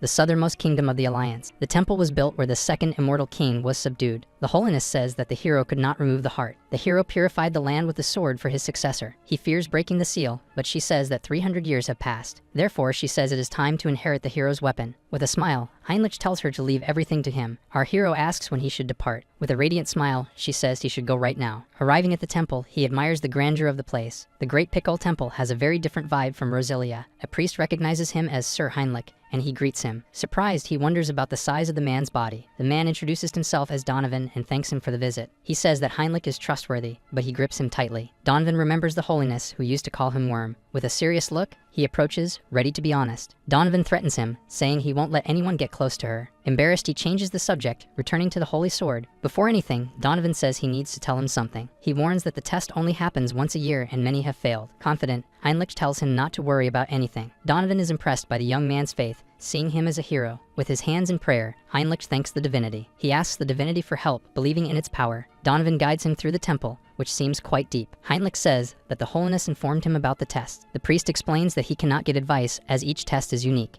In front of the gate, Donovan warns him that this is his last chance to turn back. Confident, he swears he will retrieve the holy sword without fail. Donovan smiles, finding the young man's confidence impressive. As he enters, the test begins, and Donovan wishes him good luck. Walking towards the light, the first test of the holy sword begins. Even knowing that the tests are different, he feels anxious. The test is to reach the destination within a time limit. He realizes he needs to choose between two identical paths. With a smile, he crouches down, ready to start the test. Activating the blessing. Leap, he says it will be a battle of speed. Using his ability, he feels that something is wrong with the path. Running, he notices he still cannot see the end of the path. The vague objective of the test leaves him confused and unsure of what to do. He remembers the holiness saying that each test is different. In a flashback, he wonders if the test reflects divine will. The holiness explains that the divinity gives tests they can overcome. He understands that the test is not just about reaching the end. With clenched fists, he realizes that the test will push him to his limits. To conserve energy, he decides that jumping is not the most efficient. With a smile, he decides he will hop like a rabbit to tire himself out. Laughing, he feels as if he is back in military service again. After 40 days, he finally completes the first test. Exhausted, he thinks the time is a great exaggeration. He realizes that time there passes differently than in the outside world. On Earth, the ratio is 100-1, a significant difference in time. Exhausted, he decides he will abandon the test, having no more strength. He says that the test also tested his mental strength. As he opens the door, a golden light suddenly hits him. Surprised, he realizes that his body has been fully restored. He feels that, after recovering, he has become even stronger. Suddenly, Han notices the great advantage of the time difference. Excited, he decides to train for another 10 days before leaving. The scene shifts to two hooded figures talking about a body. Throwing the lifeless body, he says that soon the entire continent will be engulfed in darkness. He believes that with the immortal king, his plan has become even easier. With a big smile, he says he is ready for the abyss to open. And now with dark power, he raises his hand along with his companion. And finally, they say that everything is for the oath that defies the heavens. Returning to the test,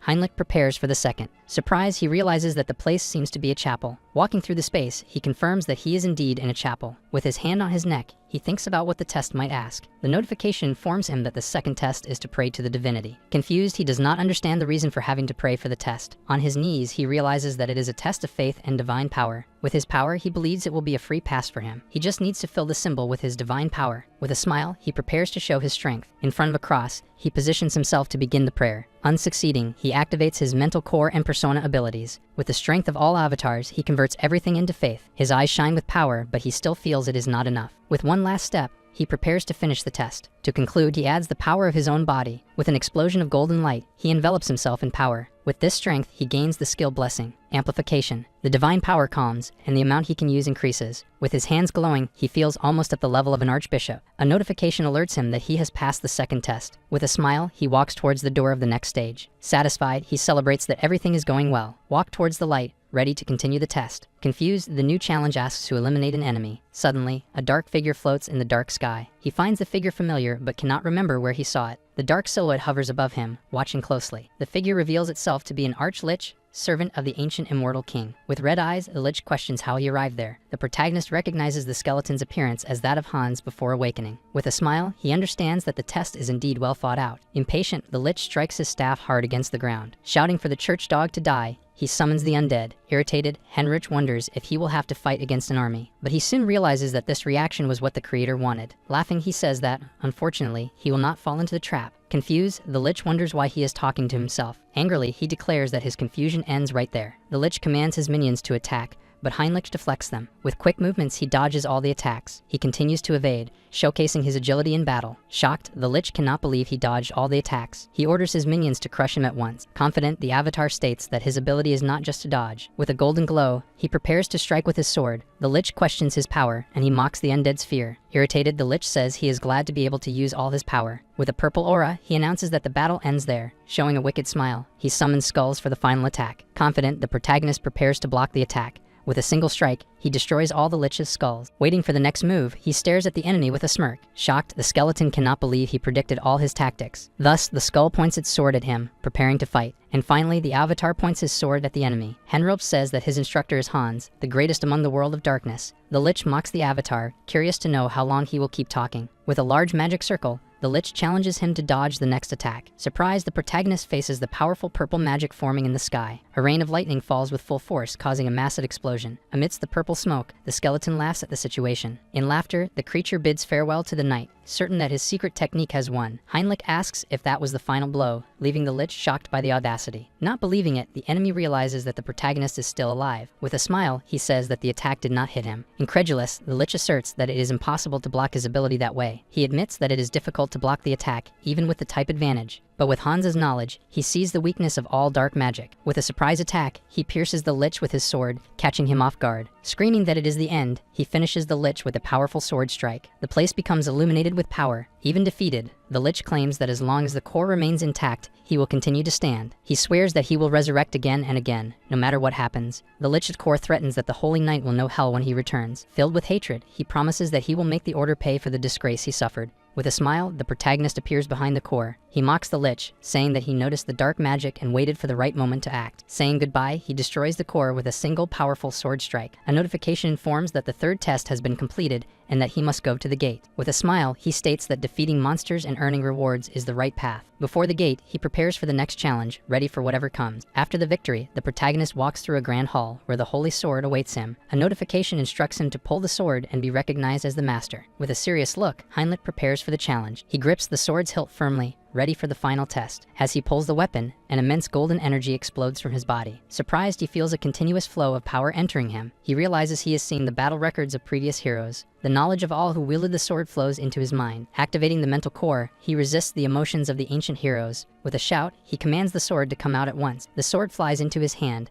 and he calls it his partner, gaining illumination. With a smile, he celebrates receiving the blessing of the holy sword. Surprised, he notices a glowing stigma on the palm of his hand. Holding the sword, he notes that it is charged with power. With a smile, he understands that the stigma allows him to wield the sword. His combat skills unite in the new Holy War of Logia. The protagonist tests the new battle techniques he has learned. Excited, he realizes he has become stronger and his movements sharper. Finally, he informs the Holiness that he has recovered the holy sword. On a mountain, the immortal king asks the name of a wizard. Kneeling and afraid, the man replies that his name is Victor Nolan. Hans introduces himself as Hannibal Strauss, and Victor pleads for his life. The immortal king states that he only wishes to recruit and activates the Eye of Darkness. Suddenly, Hans feels a strange presence and is taken aback. Looking out the window, Victor asks if something is wrong. The immortal king reveals that sacrifice rituals have occurred in various places. Victor gets angry as they acted without his master's permission. When questioned about what he will do, the immortal king unleashes his power. With glowing eyes, he says he will hear the reasons personally. In a secret location, dark wizards perform a grand ritual. With a smile, the leader asserts that the 30-year plan is going well. He shouts that their sacrifices will finally be rewarded. Suddenly, the magic circle begins to unravel. One of the wizards laments that the spell could not be completed. Determined, the leader says he cannot stop and holds a necklace. With a scream, he offers himself as the final sacrifice for the ritual. A great column of dark energy explodes from his body. Another wizard observes, saying that he has finally embraced madness. He claims he will remember the man as the greatest he has ever known. With a smile, he promises that the world will fall into ruins. An immense tower of dark energy rises at the sight. Far away, Hans senses that something unbelievable has happened. The immortal king reveals that the abyss is opening after 1,000 years. Worried, he admits that he never considered a variable like this. The immortal king says that when he found them, it was already too late. Angrily, Hans decides it is time to settle the score with them. Suddenly, his body reacts with dark and powerful energy. Voices of hatred and revenge echo in his mind. They scream to drown the continent in destruction and erase all life. The protagonist realizes that they are the voices of the ancient immortal kings. A shadow of an ancient king appears and questions what he is doing. The ancient king invites him to join and cover the world with darkness. Hans challenges him, saying that a ghost cannot give him orders. With disdain, he asserts that he has no intention of obeying the loser. The ancient king begins to laugh sinisterly at his audacity. Surprised, the ancient king says that Hans has freed himself from the will of darkness. And angrily, the king laments that they are still trapped by it. Confused, the protagonist reflects on the word trapped. Holding his heart, he understands that the impurity he felt was their resentment. Crying out for liberation, the ancient kings plead with the new immortal king. In the end, he understands that they are trapped by the emotion of the end of everything. Telling them to be silent, he promises to grant their wish and erase them. In exchange, the ancient king offers a gift he could never have. Confused, the protagonist wonders what that gift could be. Determined, he activates his persona ability to uncover the truth. With the persona, he focuses on the emotions trapped in his heart. Using his power, he begins to expel the thoughts from his body. Seeing the ancient king disappear, Hans bids farewell with a goodbye. Floating, he calls the ancient king's pathetic predecessors. Symbols float to his hand, and he admits it is a good gift. Surprised, he discovers that the gift was the legacy of the ancient immortal kings. The first king destroyed half a continent, and the second, an empire. For this, they relied on a great army of followers. Many escaped the order and chose a method to survive. Their method was to seal themselves at the edge of the feared abyss. With a serious look, he realizes that the first legacy has returned. Back at the test, Heinrich turns around, feeling something strange. From the cracks, the royal guard Dwell McCain resurfaces from the shadows. Irritated, he breaks the chains, cursing the members of the order. Confused, Heinrich stares at him, not understanding the situation. With a smile, he asks if they have not met before. Touching his head, he says he has just come back to life as well. From his chest, a blue crystal, his source of power, is extracted. With the crystal, he understands that the source was trapped between the sword and the abyss. Holding the item, he thinks that he would normally destroy it, but hesitates. He decides to be merciful and hands the crystal to his other avatar, Hans. With a smile, he tells the skeleton to serve well his new master. Hans arrives at the location where the ritual took place. With a serious look, he analyzes the destruction around him. He realizes that the enemies have fled, but the source of the abyss was left behind. Looking at the sky, he sees the enormous hole they opened. Suddenly, a small object on the ground catches his attention. He picks up a piece of metal but decides to keep it for now. Feeling the madness of the abyss, he realizes the great impact this will have. With the Eye of Darkness, he analyzes the dark energy of the place. He understands the origin of the magic and believes he can control it. Determined, he focuses all his power to absorb the energy. With a scream, he absorbs the immense dark energy of the abyss. With a smile, he feels the energy coursing through his entire body. The energy of the abyss clings to his heart and bones. Feeling stronger, he thanks the enemies for the great favor. Suddenly, he turns around, surprised by something he felt in the air. From the cracks in the ground, dark energy begins to emerge. A skeleton rises from the cracks, and Hans watches attentively. The creature reveals itself to be the bone dragon Entrazio. Impressed, he finds the creature magnificent. With a roar, the bone dragon prepares to attack. With shining eyes, Hans asks if it does not recognize its master. The dragon's eyes change color, recognizing its new master. With its head lowered, the creature submits to Hans's command. Petting it, he says that the dragon is cute like a pet. He realizes that this is not the end of the immortal king's legacy. Remembering the army, he says he is eager for what is to come. Suddenly, the immortal king feels a presence approaching. He asks the dragon if it also sensed their approach. In the distance, knights are approaching, and Hans calls them envious. Worried, he says that this is a bad time to encounter the divine order. Comparing it to a new car, the immortal king says he needs to test the new power. With the abyss open and the dragon, he sees a chance to gain a lot of karma. Riding the bone dragon, he decides to seize the opportunity. He tells the creature, which has suffered for a long time, to fly freely. With its wings spread, the dragon prepares to show its power. On horseback, the divine order hurries, sensing the energy of the abyss. The leader says that, since they are few, they need to prepare for the worst. Suddenly, the sky darkens, and they wonder if it is because of the abyss. Realizing the danger, the leader shouts for everyone to prepare for battle. In the sky, they spot the bone dragon with the immortal king on its back. With a look of disdain, Hans asks what the servants of the order are doing there. The leader says they came because the abyss has opened, and Hans just observes. Irritated, the man asks what the immortal king intends to do about it. He shouts that tens of thousands were sacrificed to open the abyss. Shocked, Hans realizes that the challenge vow is crazier than he thought. Thus, he says that the damage from the abyss to the continent will be unimaginable. The man blames him for everything, but Hans denies it, thinking he is also curious. With a wicked smile, he decides that he needs to fulfill his role as a villain. Mounted on the dragon, he boasts, asking who else would do that. A knight shouts that he will judge him, ready for battle. He tells the order's hounds not to get excited as he came to give a warning. The knight charges, shouting that he will silence him. Archbishop Ladius shouts for everyone to stop, leaving the knight confused. He asks if no one noticed that Hans is keeping his distance in the sky. The leader says that the immortal king does not want a peaceful conversation with them. Ladius shouts that this is clearly a trap, making Hans nervous. Ladius yells, asking what warning the master of the abyss could give. With a smile, Hans replies that the warning is for Heinrich, who pierced his heart. Confused, the knights question the meaning of this warning. With an evil laugh, Hans says that perhaps the sky is helping him. With a confident look, the immortal king declares his victory. Shocked, Ladius asks if the warning is for Heinrich, and Hans confirms. He acknowledges Heinrich's power and promises to kill him next time. A knight becomes furious at the blasphemy and prepares to attack. For the climax, Hans decides to highlight the name of Heinrich and his own. Telling everyone to stop, he asserts that each one also has their role to fulfill. He orders the dragon to show its strength, and Ladius shouts for everyone to defend themselves. Desperate, the archbishop prepares for the attack. With the knights, he prays, saying that faith will overcome all evil. The dragon's breath hits the barrier of light raised by the knights. With effort, the leader of the knights shouts for them to withstand the attack. One of them warns the archbishop that they won't hold out for long. With great effort, Ladius maintains the barrier of light against the dark attack. Relieved, the other priests celebrate having survived the attack. Ladius shouts for everyone to stay alert, but a knight warns that the immortal king has vanished. With the sky opening up, they realize that the immortal king has indeed disappeared, leaving everyone confused. Irritated, a knight says that the immortal king thought he could defeat them with a single breath. He continues, stating that they have been underestimated, while Ladius remains silent, deep in thought. Worried, the archbishop wonders what the immortal king's evil plan will be. Far away, Hans praises the dragon in Trazio, saying that its smoke was very well done. He pets the dragon, happy that they have gained a bad reputation without harming innocents. Satisfied, the immortal king declares that his play has been yet another great success. Suddenly, the protagonist feels that another legacy of the ancient kings has just awakened. In a distant forest, a dark energy begins to manifest strongly. From the shadows, skeletons rise from the ground, ready for battle. One of the skeletons senses the aura of its companions spread across the continent. A headless Dullahan knight orders all troops to advance. In the kingdom of Charlotte, a dark energy emerges, frightening the guards. Seeing the abyss open, one of the men shouts for everyone to run and save themselves. Surrounded by skeletons, the leader laments having misjudged the situation. Seeing enemies everywhere, he realizes they are encircled. Shocked, he cannot believe that the undead could possess such intelligence. Suddenly, one of his men screams in pain, surprising the leader. Seeing the undead move in perfect harmony, he despairs. One of the men begs for help, being grabbed by a monster. The monster throws him away, demonstrating strength and cruelty. Desperate, one of the guards says they need to inform the Viscount. The leader announces that the Knight of Destruction has resurrected in their kingdom. Elsewhere, Heinz asks about the current situation on the continent. A servant informs him that the abyss is opening and summoning armies of the undead. To their relief, the kingdom of Talia and the neighboring nations have not suffered major damage. Heinz concludes that their region is safe because Hans is taking care of the undead. The servant asks Heinz if there is anything that worries him, but he remains silent. He inquires about the madness of the abyss and discovers that no one knows exactly what it is. The servant reports that there has been an increase in fights over trivial matters, possibly due to the madness. Finding it exaggerated, Heinz says that perhaps everyone is just nervous about the situation. The servant asks how he can be so sure, looking at him seriously. And thus the report continues, explaining that it is not just humans who are acting strangely. He reveals that even the movements of monsters have been reported as unusual and more aggressive. Our video ends here. If you enjoyed it, please like and subscribe to the channel. Until next time, bye bye.